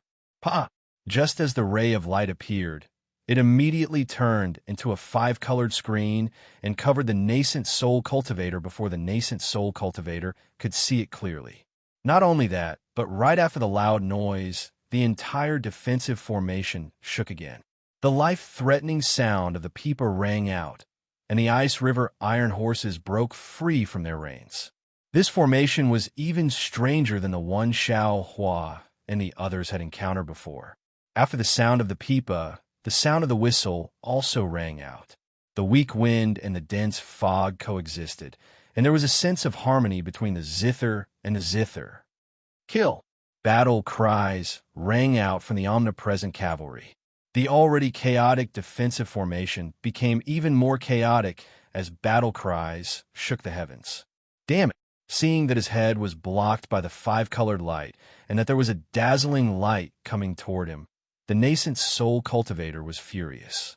Blue light appeared around his body like a wave, and a dragon horn gradually appeared on his forehead. The moment the horn appeared, his aura increased and his wings expanded even more. He flapped his wings, and his demonic body charged toward the light like a meteor. He wanted to break this magic treasure just like he had broken through the nascent soul cultivator's hand. However, he didn't notice that a weak wind was quietly blowing above his head. Puff! The nascent soul crashed into the countless screens of light. The screens of light closed up like a peacock folding its wings. However, in front of the screens of light, a ray of blue light shot out like a sharp thorn. Boom! The space several dozen feet around him shook. The magic treasure was actually shattered by the nascent soul cultivator's nascent soul cultivator. Puff! In the distance, a short nascent soul cultivator's expression changed, and he spat out a mouthful of blood. It was clear that his life source magic treasure had been destroyed, and he had suffered a lot of damage. However, before he could take out a healing pill from his chinquin bag, he heard a burst of ear-piercing pipa music below him. A dozen ice spears suddenly pierced toward him, scaring the cultivator into hastily forming hand seals. A light as large as a mountain smashed down and blocked the ice spears. Whoosh! Immediately after, a weak wind blew and a sizzling sound could be heard. The short cultivator's already somewhat dim protective light was blown out even more. Not good. The short cultivator grew alert and hastily slapped his forehead. A 5-meter-tall nascent soul appeared with a broken fan in its hand. However, there was a trace of golden blood at the corner of the nascent soul's mouth, and its face was dispirited. Schwa! The moment the nascent soul appeared, it immediately rubbed its hands, and the fan fell. The 5-colored light was about to cover the cultivator's body once more. Unfortunately, just as the 5-colored brilliance swept past the cultivator's neck, an iron spear emerged from the wind and mysteriously pierced the cultivator's back. Ayo! The small nascent soul let out a roar.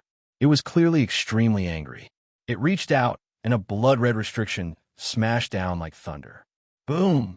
After a loud bang, the iron spear broke in half and was thrown into the air. A mouthful of blood came out of the wind, but when the wind blew by, everything disappeared. Damn it!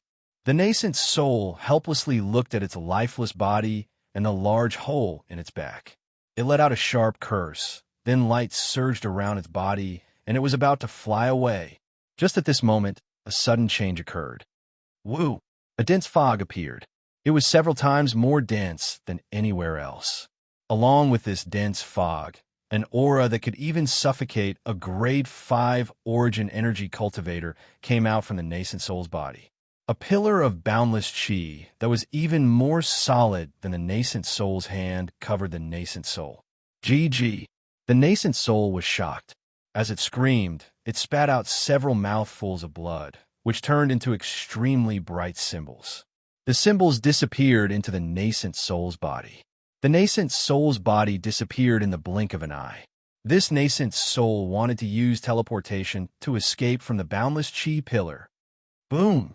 The boundless chi pillar rumbled as it rushed into the void, causing the surrounding space to distort intensely. That nascent soul no longer made any sound. Furthermore, the rumbling sound of the boundless chi pillar was not that loud compared to the neighs of the glacier warhorses. The group of cultivators who were focused on the treasures on the cliff did not notice the disappearance of a nascent soul.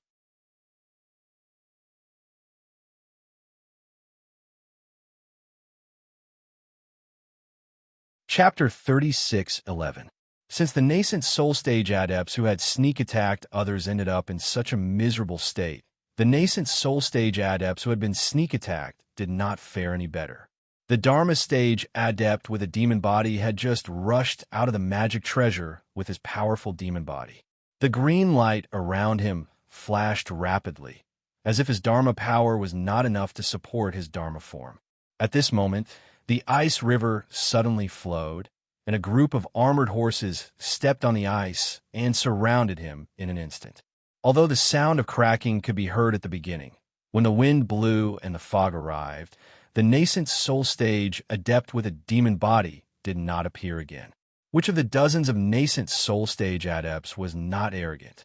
Which of them would be willing to submit to others? Which of them would care about the ice river and armored horses created by the defense array? Even if they found out that someone was injured or killed, they would only feel happy. They would only feel that there was one less person competing with them. Who would think more about it? On the contrary, the golden elixir stage adepts began to gather together and form a certain formation to resist the defense array together. Of course, their strength was insignificant in this battle between the 28 Star Lords. In a short time, dozens of adepts had fallen. Fortunately, they were not the main targets of the Star Lord Palace, so there were no immortal generals around them. Since ancient times, the onlookers had a clearer view of the situation. Su Tingzi did not feel much when he was fighting for the rare treasure, but now that he was standing at the side and saw how fierce the defense array was, he could not help but suck in a breath of cold air. If this Yaotai meeting is so dangerous, even if it's for the Imperial Preceptor's lot, even if it's for the rare treasure, who would still participate? Could it be that Kong Hong Wu is stupid? In just half a day, several nascent soul stage adepts and dozens of golden elixir stage adepts have fallen in this defense array. What about the other defense arrays? Moreover, there are immortal soldiers and immortal generals hiding in the fog and in the weak water. It is far from what the rumors said before that the defense array was only created by the defense array. Could it be that this Yaotai meeting is different from the previous ones? In the past, no matter how few the Imperial Preceptor's lots were, there were at least dozens or even 50. How could there only be 10? No matter how rare the rare treasures in the past were, it seemed that they could not be compared to this one.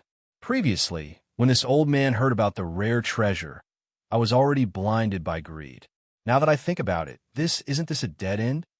Su Tingzi immediately broke out in a cold sweat when he thought of the death trap. Since it was a death trap, how could there be any survivors? Since it was a dead end, how could he allow anyone to speak of this matter? In an instant, Su Tingzi understood why the Star-Lord Hall had given out the lot of 10 Imperial advisors and why they had taken out 3 rare treasures. Perhaps there were survivors, and there were 13 of them.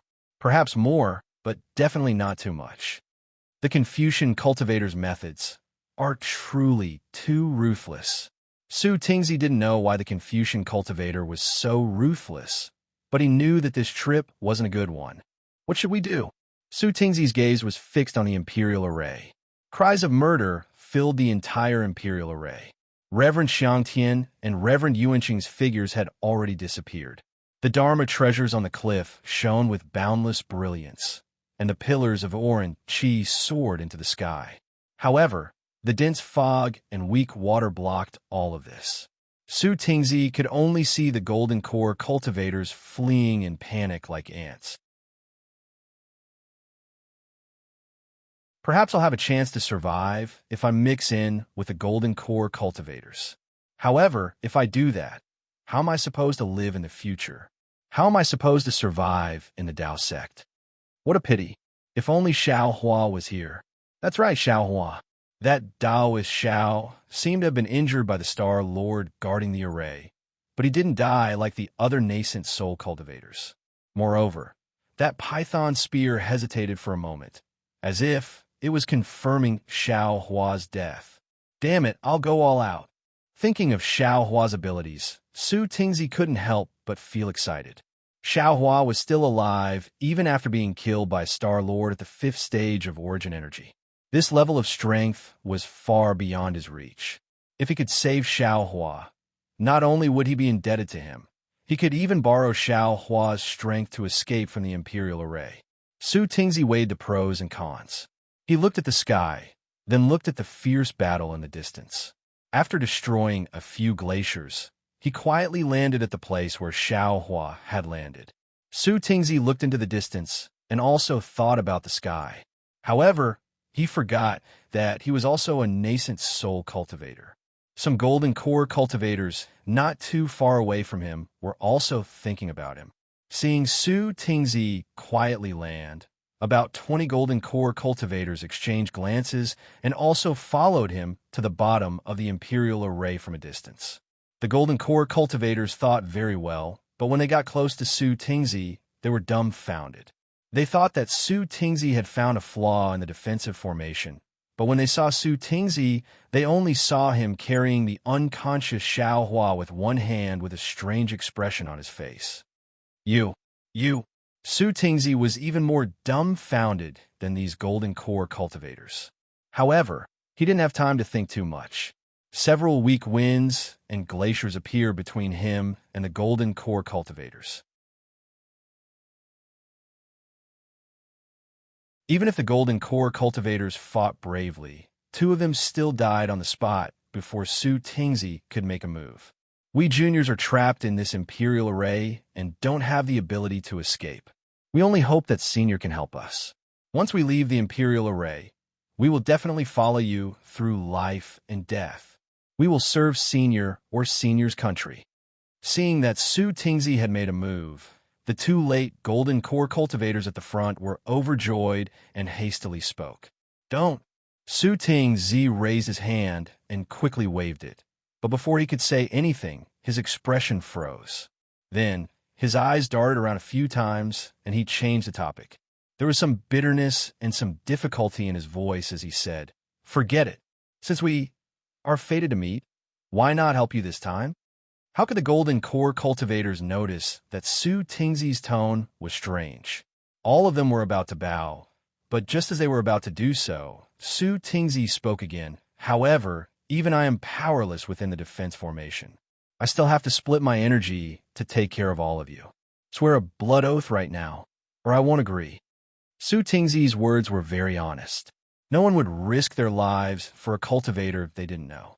The golden core cultivator's words from before were indeed a bit careless, so the 2 golden core cultivators at the front didn't hesitate to make the oath. Sure enough, among the 20 or so cultivators, there were still 4 golden core cultivators who weren't sincere. They didn't wait to make the blood oath before activating their magic treasures and rushing elsewhere. They must be looking for their own opportunities inside the Imperial Array. Su Tingzi looked at the backs of these cultivators and coldly smiled. He waved his hand and said, "Activate your magic treasures and form an ordinary formation behind me." Although the golden core cultivator at the front had said his name when he made the oath, how could Su Tingzi remember it at this critical moment? He pointed with his finger and said, You, the 3 of you stand in front of the other people's heads. The rest of you, find 3 people to stand behind them, yes." The golden core disciple at the front hurriedly agreed. He turned around and called out a few names. They lined up according to Su Tingzi's instructions. At this moment, a weak wind blew, and the ice river appeared. Su Tingzi led the nearly 20 golden core cultivators into the wind and rain of the formation. With a nascent soul cultivator like Su Tingzi taking care of them, the 20 golden core cultivators only paid the price of 2 golden core cultivators being injured. Su Tingzi's magic treasure was shaped like a drumstick. When he activated it with all his strength, it produced a yellow glow around it. It was called the Heaven-Shaking Hammer. In the time it took to finish a cup of tea, it was able to kill a few dozen golden core cultivators and even a dozen immortal soldiers. However, the more he killed, the paler Su Tingzi's face became. There was even extreme fear in his eyes. Occasionally, he would look at the sky as if he was afraid of attracting the attention of the star monarch guarding the imperial array. When he looked at the cliff, there was even more fog and light. He didn't know how many nascent soul cultivators were still alive, and he didn't know who had obtained the treasure inside the jade box. Seeing that the wind was getting weaker, both the sound of the pipa and the whistle were getting weaker, Su Tingzi's eyes were filled with joy. He waved his hand and whispered, "Quick, follow me and increase our speed. There should be a result over there." This imperial array. Unfortunately, before Su Tingzi could finish speaking, he heard a loud whistle and a 3-colored python descended from above his head. At the same time, an unparalleled aura came crashing down like a huge mountain. "Save me!" Su Tingzi was shocked and let out a heart-wrenching scream. It was as if he had long been afraid of this aura. As Su Tingzi circulated his spiritual energy, the golden light around him shined brightly. The heaven-shaking hammer turned into a giant hammer and charged at the 3-colored python. As for Xiaohua, who was still in his hand, he casually tossed him to the side. Boom! The heaven-shaking hammer flew into the air, but before it could even touch the python spear, it was sent flying. However, the strange thing was that Su Tingzi didn't seem to have any intention of fighting the python spear head-on. Although the heaven-shaking hammer was sent flying and Su Tingzi's face was pale, his body continued to fly backward. Roar! The python spear was like a dragon. It let out an angry roar and stabbed towards Su Tingzi's heart even faster than Su Tingzi's retreat. Under the 3-colored light, Su Tingzi's face was ashen. He stared at where the python spear came from as if he wanted to see the Star Lord's face clearly. Whoosh! When the python spear was less than 6 feet away from Su Tingzi, a ray of golden light shot out from the side of the python spear. The golden light shot into the air and a thunderous sound echoed. Then, a miserable scream rang out and the python spear stopped in midair. Xiaohua, who had been thrown into the air by Su Tingzi, suddenly jumped up. He reached out and used the universe in the sleeve on a 3-colored python spear. Although the python spear had returned to its original form, it seemed to have a life of its own as it trembled violently. Wails came from the body of the spear, and strands of righteous spirit rushed out like an aura. Even when Xiao Hua's magic power reached out, the Taoist robe fell on the body of the spear, and a thick pillar of orange qi roared with a powerful roar, smashing onto Xiao Hua's universe in the sleeve, wanting to work together with the python spear to destroy Xiao Hua's magic.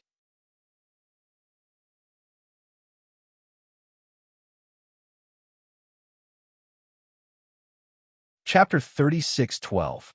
Unfortunately, no matter how much the python spear struggled, even if the weak wind, thick fog, and icy river above Xiao Hua's head disappeared, revealing a clear sky, the python spear still sadly fell into Xiao Hua's hands and instantly disappeared. Only then did another drop of blood fall from the sky. All the golden core cultivators prostrated themselves before this aura. While they trembled with fear, they didn't have any thoughts of fighting back at all. However, they were extremely shocked as well. After seeing Su Tingzi's situation, how could they not know that everything had been set up by Xiao Hua? Even them following Su Tingzi was a move by Xiao Hua to lure the star monarch guarding the formation.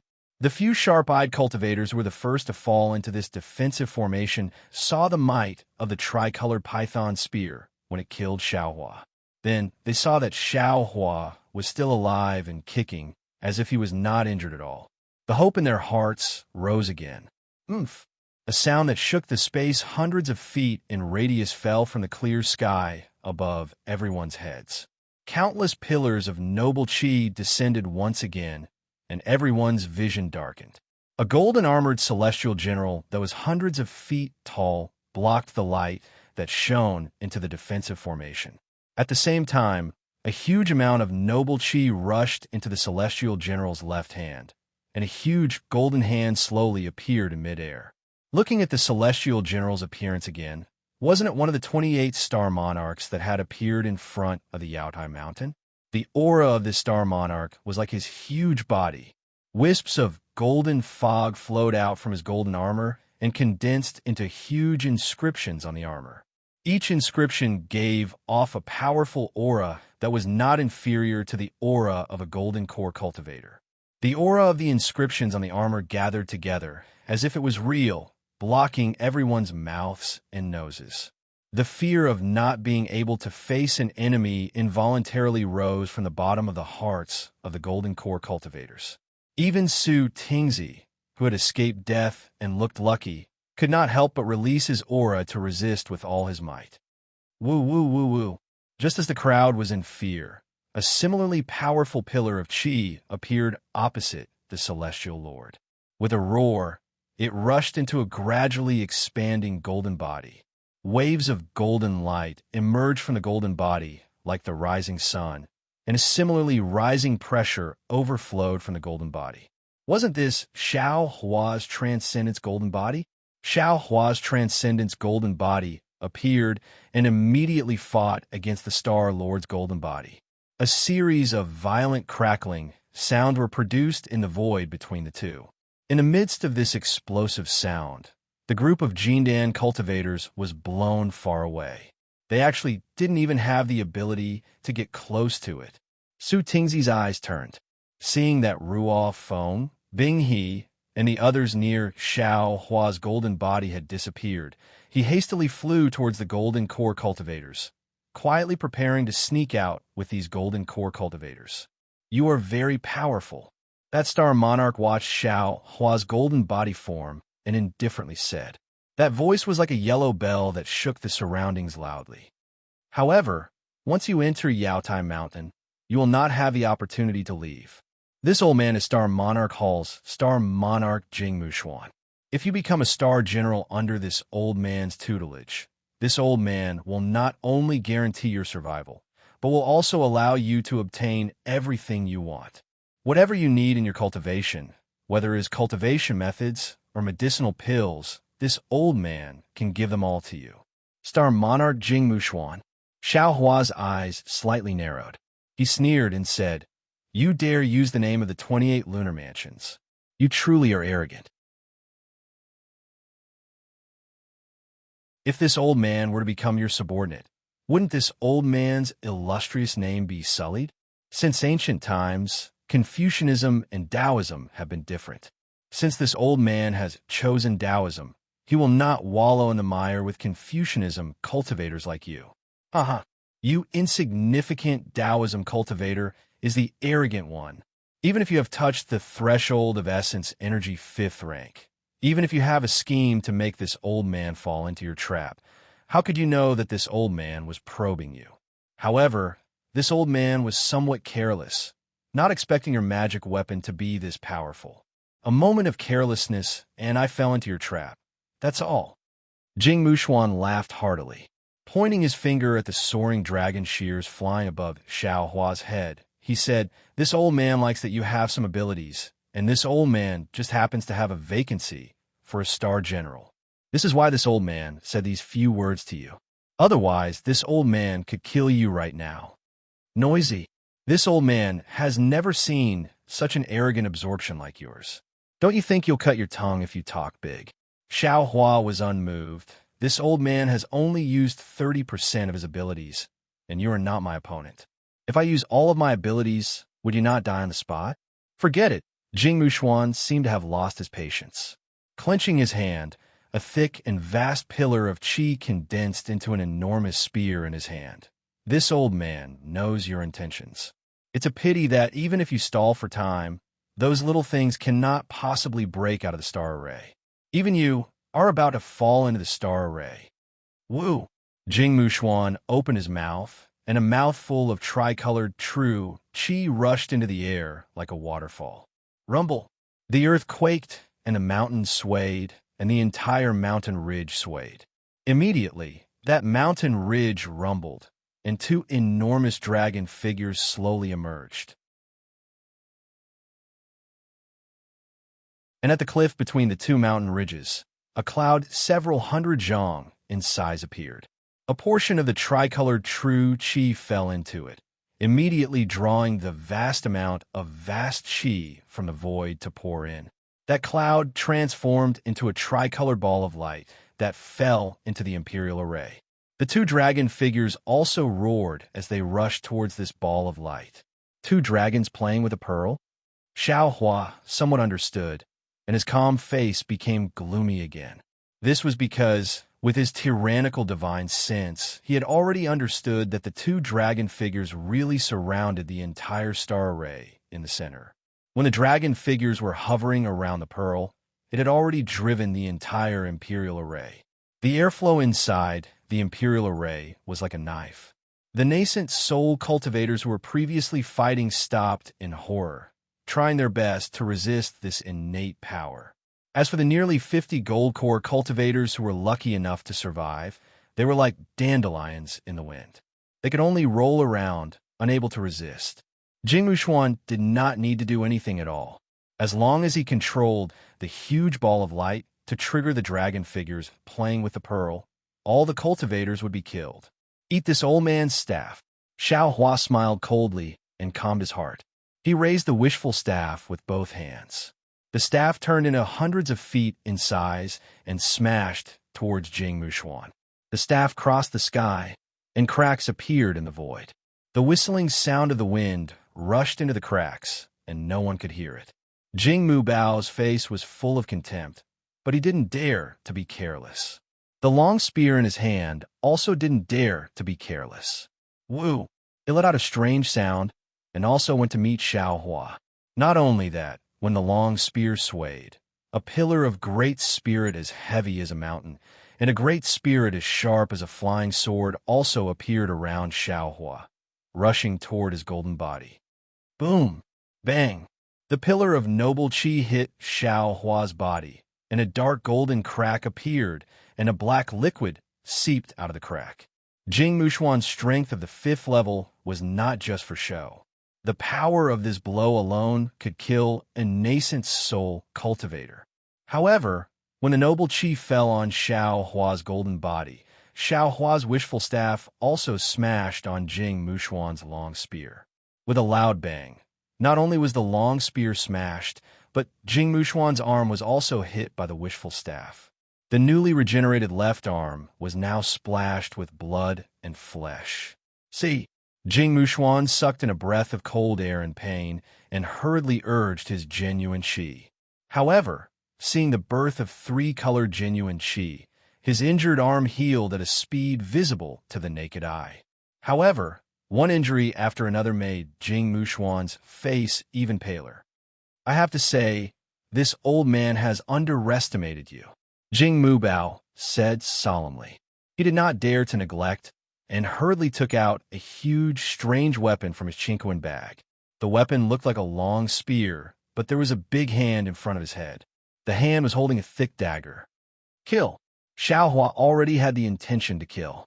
Without waiting for Jing Mushuan to take the weapon, the wishful staff in his hand stirred up the wind and clouds and struck again. Jing Mushuan was also a good martial artist. He waved his huge weapon and urged the abundant noble chi in the defensive array to fight with Xiao Hua. These two huge golden bodies fought in a chaotic battle. In just half a cup of tea's time, the entire defensive array was disturbed by the two. Even the two dragon forms were not as powerful as the two. However, Xiao Hua was not as calm as Jing Mushuan. He wanted to protect himself and save Su Tingzi and the others, so he must kill Jing Mushuan. Jing Mushuan was an immortal general of the 5th level. It was easy to defeat him, but how difficult was it to kill him? Also, Jing Mushuan could borrow the power of the defensive array, so the possibility of Xiao Hua killing him was really small. In particular, Jing Mushuan was still fighting with Xiao Hua with ease and did not borrow the power of the defensive array. Xiao Hua waved his staff and knocked Jing Mushuan down half a foot. He squinted at Jing Mushuan's golden body and then looked at the two dragon forms in the distance. Unconsciously, he had a plan in mind. At this time, Xiao Hua did not have his own spiritual treasure that could kill Jing Mushuan in one blow, but he would not test it one by one like before. However, Jing Mu Bao roared angrily, and a three-colored auspicious cloud appeared under his feet. He waved his strange weapon again, and the Howren Chi swords that could flatten a mountain peak stabbed toward Xiao Hua. A huge roar also came from the hand in front of the weapon. Although Xiao Hua's golden body was cut down and collapsed piece by piece, his face was still as calm as water. The invisible nascent soul controlled by the green-robed Xiao Hua quietly appeared above his head. The tongue Jiao shears, which was flashing with golden light in midair, turned into a huge dragon again and rushed toward Jing Mushuan. That huge dragon swung its tail at Jing Mushuan's back. You have some skills. Seeing Xiao Hua multitasking, using his divine thoughts to activate the tongue Jiao shears while fighting him, Jing Mushuan was slightly surprised. Just as this faint surprise appeared, he saw a small gourd appear above Xiao Hua's head. In the blink of an eye, something with a nose and eyes emerged from the mouth of the gourd. Jing Mushuan's mind was in a trance. Oh, not good. Jing Mushuan turned pale with fright and hurriedly patted his head. A three-colored genuine Qi rushed into the sky and instantly turned into a majestic Z.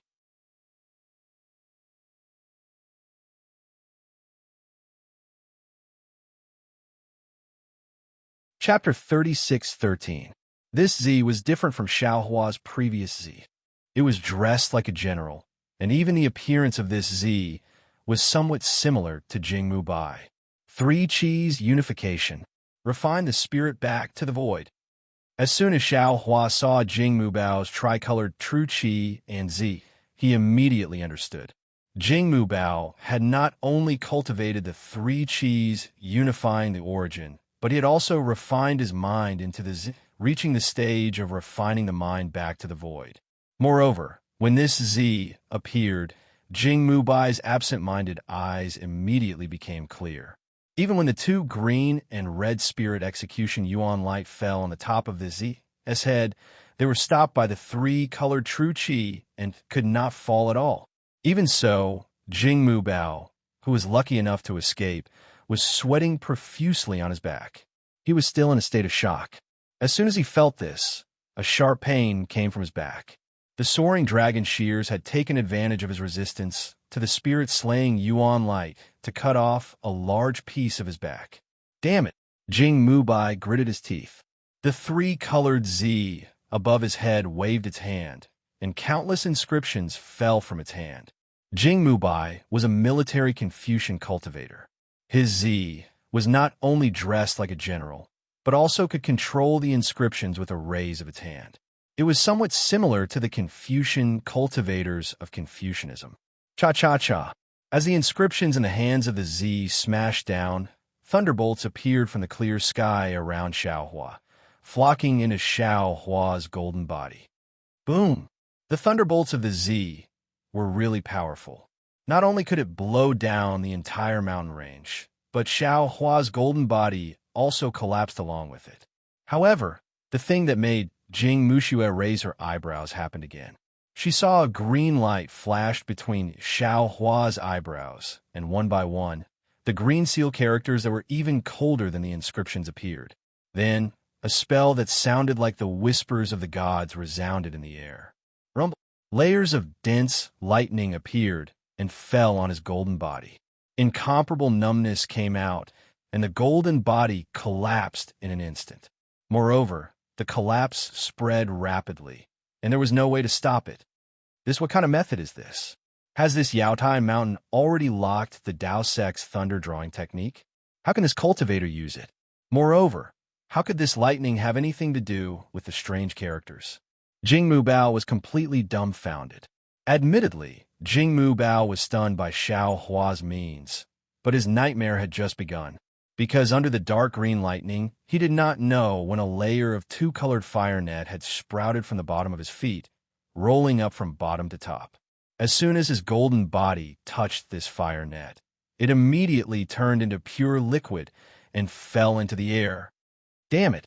Damn it! Damn it! Jingmu Bao roared in succession. It was unknown whether he was scolding Xiao Hua, regretting that he had carelessly lost his weapon, or scolding himself for not even preparing too many imperial weapons and scrolls. While Jingmu Bao was cursing, the tricolored Z above his head suddenly flew up. His right hand clenched into a fist, and like a meteor piercing through the sun, he smashed towards Xiao Hua's head with an irresistible, imprisoning force. Xiao Hua sneered. The green-robed Xiao Hua controlled his invisible nascent soul to immediately fly out from the top of Xiao Hua's head. His two hands hugged the air, and streaks of lightning slowly emerged, preparing to launch a sneak attack halfway. However, just as Xiao Hua's nascent soul flew out, it immediately gave birth to a kind of indescribable warning sign. A vague, huge suction force came from the depths of the defensive formation. Although it had not yet come out, it had already locked onto Xiao Hua's nascent soul. The green robe, Xiao Hua shuddered. He did not have time to sneak attack Jingmu Bao, and immediately urged his nascent soul to land on top of Xiao Hua's head. When this nascent soul touched Xiao Hua's body, the warning sign immediately disappeared, and the suction force also disappeared. Damn it! What's going on? Xiao Hua turned pale with fright. It was also because of this absent-mindedness that Xiao Hua immediately lost the opportunity. The Z's fist fell down. Xiao Hua looked at the head that he dodged, but it was precisely his left shoulder that collapsed. Rumble! With a series of muffled sounds, Xiao Hua's several hundred zhong golden body could no longer support and slowly shrunk. Jingmu Bao was also not that strong. When the Z just hit Xiao Hua's golden body, Jingmu Bao felt his mind become confused again, and the soul punishing Yuan light once again had a tendency to fall. He hastily withdrew the Z, and then looked at Xiao Hua, who hastily withdrew his golden body, and a trace of a sneer appeared at the corner of his mouth. Then that Z waved his hand, and a huge ball of light fell in front of him. Those two dragon-shaped figures dragged their long dragon bodies and pounced over. Jingmu Bao lowered his head and looked at the fire net that he couldn't extinguish even with his noble qi. He knew that if he didn't kill Xiao Hua, he wouldn't be able to escape. But he saw Jingmu Bao grin. The Z above his head waved his hands, and the huge ball of light immediately divided into three under the noble qi that was sharper than the edge of a blade. Among these three balls of light, the one in the Z's hand was bigger, and the other two were smaller. Go! A majestic voice that could shake the entire defensive formation burst out from the Z's mouth. It was more ear-piercing than spring thunder. Two vast, noble qi pillars emitted a huge rumbling sound as they penetrated the heaven and earth and directly rushed into the two small balls of light. At the same time, the Z opened his mouth again, and three colored Jun Qi spurted out like a rainbow bridge, which divided into two and fell on top of the balls of light. Roar! The two dragon figures raised their huge heads. Although the dragon heads were blurry, they revealed an indescribable excitement. When the dragon heads opened, a cold and dark aura was emitted from the holes in the dragon heads. The two balls of light that were filled with Jingmu Bao's condensed Jun Qi fell into the dragon heads. Pa.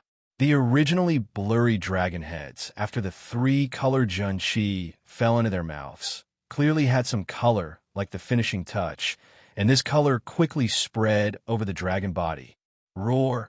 The earth shook, and the ice river and the weak wind formation were now crazily surging. Along with the swaying of the two dragon figures, an imposing aura that could suppress everything, along with the entire defensive formation, rushed towards Xiaohua. Jing Mubao smiled, and his smile was very bright. Although the fire net under his feet had not been extinguished, and although the spirit-slaying light above the head of the Z was still threatening his life, he was not the slightest bit afraid. The momentum of the two dragons playing with a pearl was the final killing move of the defensive formation. While Xiaohua was scheming against him, he was also scheming against Xiaohua. Jing Mubao had never seen a Taoist cultivator who could escape from the defensive formation of the two dragons playing with a pearl. In the previous Jade Pavilion gathering, the defensive formation of the two dragons playing with a pearl was enough to catch all the Taoist cultivators in one fell swoop. Who knows what the Palace Master is thinking? Today, he actually opened the 28-star arrays. The strength of this Taoist cultivator is far beyond the 4th level of Yuanli. It would be a pity to kill him. It's better to suppress him and use him for me. Jing Mubao secretly calculated. Unfortunately, there was always an accident. Just as Jing Mubao smiled, he saw a disc spit out from Xiaohua's mouth. As soon as the disc came out, it suddenly expanded. Layers of golden dragon qi gushed out from the disc, and within this dragon qi, countless images of mountains and rivers emerged. Jing Mubao was stunned. His heart gave birth to a kind of unimaginable feeling. He watched as the whole disc instantly turned into an oval-shaped imperial jade seal in the midst of the dragon qi. A terrifying aura rushed out of the imperial jade seal, causing immortals and mortals to retreat. It rushed towards Xiaohua's two dragon forms and pressed down.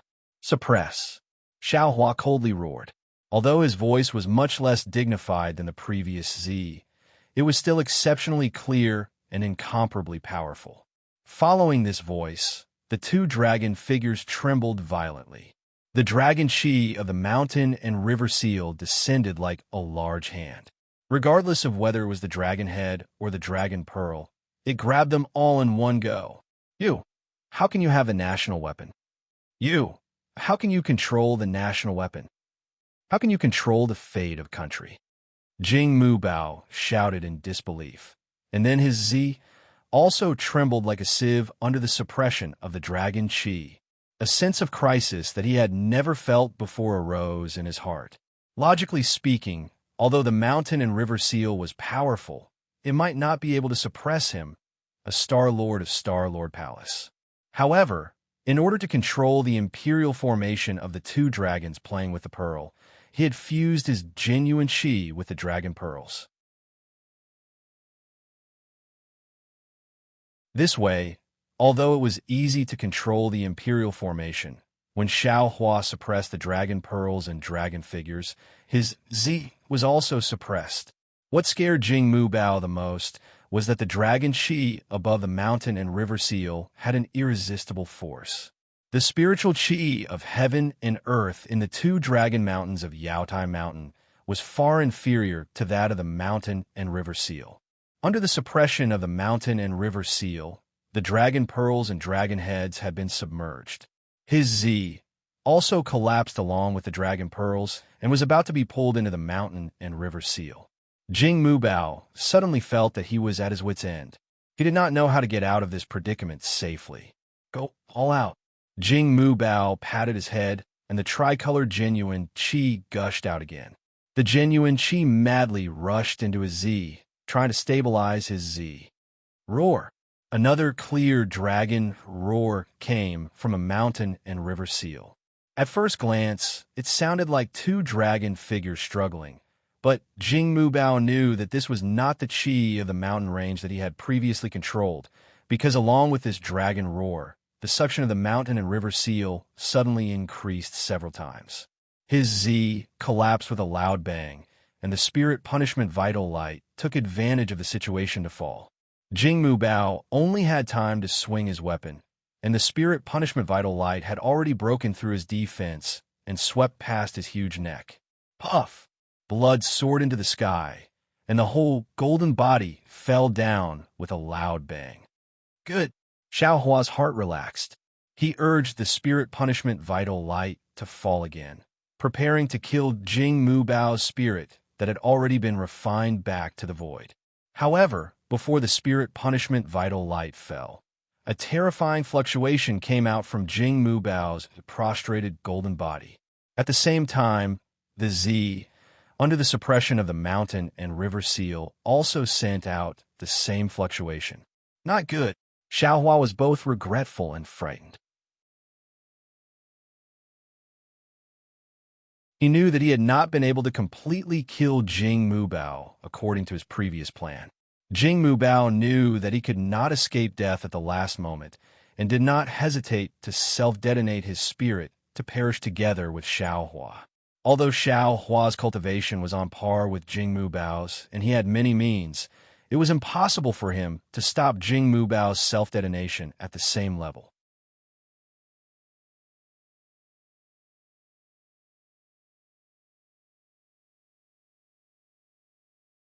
Chapter 36:14.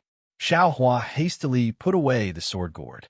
Ignoring the soaring dragon shears, he had dragon vein. Xiaohua used the mountain and river seal to block the two dragon-shaped tails in front of him. That fifth-grade star monarch's self-detonation had already arrived. Rumble. The entire defensive formation shook once again, and all the mountains and rivers within a dozen li turned into nothingness. Wave after wave of qi rushed into the sky, spreading in all directions. Xiaohua, who was at the center of the qi waves, could no longer resist.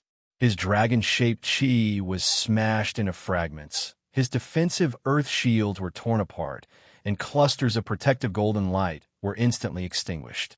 In the end, his golden body was torn into pieces, and the brilliance of Xiaohua's physical body was extinguished. It was like a fallen leaf drifting in the air with the waves. After the time it took to eat a meal, the entire defensive formation slowly calmed down. Originally, the defensive formation controlled by Jingmu Xuan was one of the 28 star formations. It covered an area of several dozen li. As a fifth-grade star monarch, Jingmu Xuan's self-detonation was equivalent to a Taoist spirit-severing cultivator. His self-detonation could cover 100 li or even several hundred li. However, in order to kill Xiaohua, Jingmu Xuan specially controlled the range of his self-detonation. Of the entire defensive formation, only the area where Xiaohua and Jingmu Xuan fought turned into nothingness. After a long while, suddenly, an arrogant and shrill laugh came from the ground. Damn it, I'm actually still alive. This rare treasure is mine. Ha ha! Immediately, a black and rough nascent soul cultivator flew up from the ground. His divine sense swept through the entire mountain peak, as if he was looking for the jade box that Jingmu Xuan and the other nascent soul cultivators failed to snatch before his death. Just as this cultivator released his divine sense, 5 different divine senses appeared in the mountain range. These 6 divine senses suddenly collided in the air. Then, 5 nascent soul cultivators with tattered Taoist robes rushed into the air from different hiding places. The 6 of them stood still in midair like trapped beasts, their faces still in shock. More than a dozen nascent soul cultivators had fallen into the defensive formation, and only a few of them had been killed in the fierce battle. The others were only injured, but Jingmu's self-detonation had almost killed all of the nascent soul cultivators who were seriously injured. Although the remaining 6 nascent soul cultivators had managed to escape, it appeared that they had also suffered significant losses. Reverend Yuanqing and Reverend Xiangtian each stood at a corner. Their faces also carried the same expression of luck. They had already realized that everything was part of Xiaohua's plan when Xiaohua suddenly attacked and killed Jingmu Bai. Especially Taoist Yuanqing, who had some understanding of Xiaohua, immediately understood that the fight between the two would not end well. He made a decision almost instantaneously, giving up on snatching the rare treasure in the jade box and fleeing into the distance as soon as possible, away from the place where the two were fighting. Although Reverend Xiangtian was arrogant, he was also alert. He had been paying attention to Reverend Yuanqing, who was hostile to him. When he saw Reverend Yuanqing give up the rare treasure, although he was extremely unwilling, he also fled as far as possible from Xiaohua and the others. Even though the two of them had reacted early, they were still injured by Jing Mubai's dying strike. After escaping the calamity and coming out again, each of them had different feelings. Daoist Xiangtian felt both lucky and ecstatic. It could be said that he had survived a double calamity. He had formed a personal grudge with Xiaohua. He even considered killing Xiaohua with the power of wind and thunder after leaving the Imperial Formation or the Jade Pavilion gathering. Now, seeing that Xiaohua's means were even more powerful than the Star Monarch guarding the formation, Daoist Xiangtian shuddered. He really didn't dare to imagine the result if he dealt with Xiaohua. Who would live and who would die? Fortunately, this guy perished together with the Guardian Star, so I didn't have to worry about it. This is Xiaohua's remains. Just as Reverend Xiangtian was rejoicing, his divine sense swept over and suddenly found an abnormally damaged body. This body was covered in a blood-stained Taoist robe, and there was not a single piece of undamaged flesh on the body. Those tightly closed, slender eyes, and that deathly pale face without any color of blood. Wasn't this Xiaohua, who had shocked Reverend Xiangtian greatly? Not good. This guy is still breathing. As soon as Reverend Xiangtian discovered Xiaohua's corpse, he immediately became frightened and couldn't help but steal glances at the other cultivators.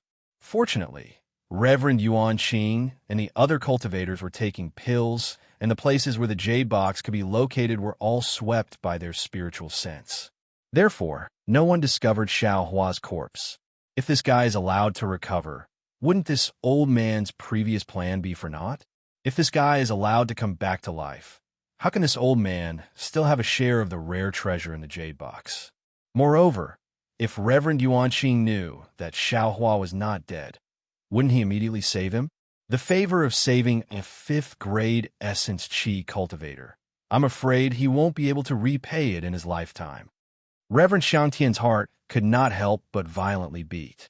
Moreover, Xiaohua just killed the Star Monarch guarding the formation. His magic treasure, and his nascent soul. He even took the Star Monarch guarding the formation. Damn, this is comparable to the rare treasure in the jade box. With this thought, Reverend Xiangtian's right hand trembled slightly, and the damaged, flying sword in his hand could not help but let out a low sword hum. However, just as Xiangtian was tempted, he hesitated again. After all, before this, Xiaohua had already used a trick to deceive the heavens. As early as when he entered the formation, he pretended to be injured by Jing Muxiao's python spear, luring Jing Muxiao into a trap. Who knew if Xiaohua was using another trick at this time? However, Xiaohua's body fluttered down and crashed into a mountain peak. The collapsed mountain peak blocked Xiaohua's fall. Xiaohua's body rolled a few times on the mountain peak. His body was covered with a lot of dust. Even the rocks on a mountain peak gradually rolled down and slid off Xiaohua's body. There were also traces of blood on the rocks after they slid off Xiaohua's body. Seeing this, Daoist Xiangtian immediately understood that Xiaohua must have fainted. Even the nascent soul in Xiaohua's body must have been knocked out by Jing Mubai's self-detonation. If he didn't take advantage of this opportunity to kill Xiaohua, even if Xiaohua didn't wake up, as long as the nascent soul caught its breath, it would definitely attract Daoist Yuanqing's attention. However, Reverend Xiangtian still underestimated the vigilance of Reverend Yuanqing and the other nascent soul cultivators. Although the other 5 were taking pills, the sword hum in Reverend Xiangtian's hand caused them to raise their heads. Oomph! Sage Xiangtian coldly snorted and swept his gaze across the crowd. The flying sword in his hand moved, and a not-so-brilliant sword light soared into the sky, fiercely stabbing towards the heart of Xiaohua, who had landed on the cliff in the distance. Everyone was stunned and hurriedly looked in that direction. 2 cultivators raised their hands and were about to release their magic treasures. Everyone thought that Reverend Xiangtian had discovered the Imperial Jade Seal and hurriedly attacked. However, when they saw that Reverend Xiangtian was attacking Xiaohua's body with their eyes and spiritual sense, they were stunned. After all, in their hearts,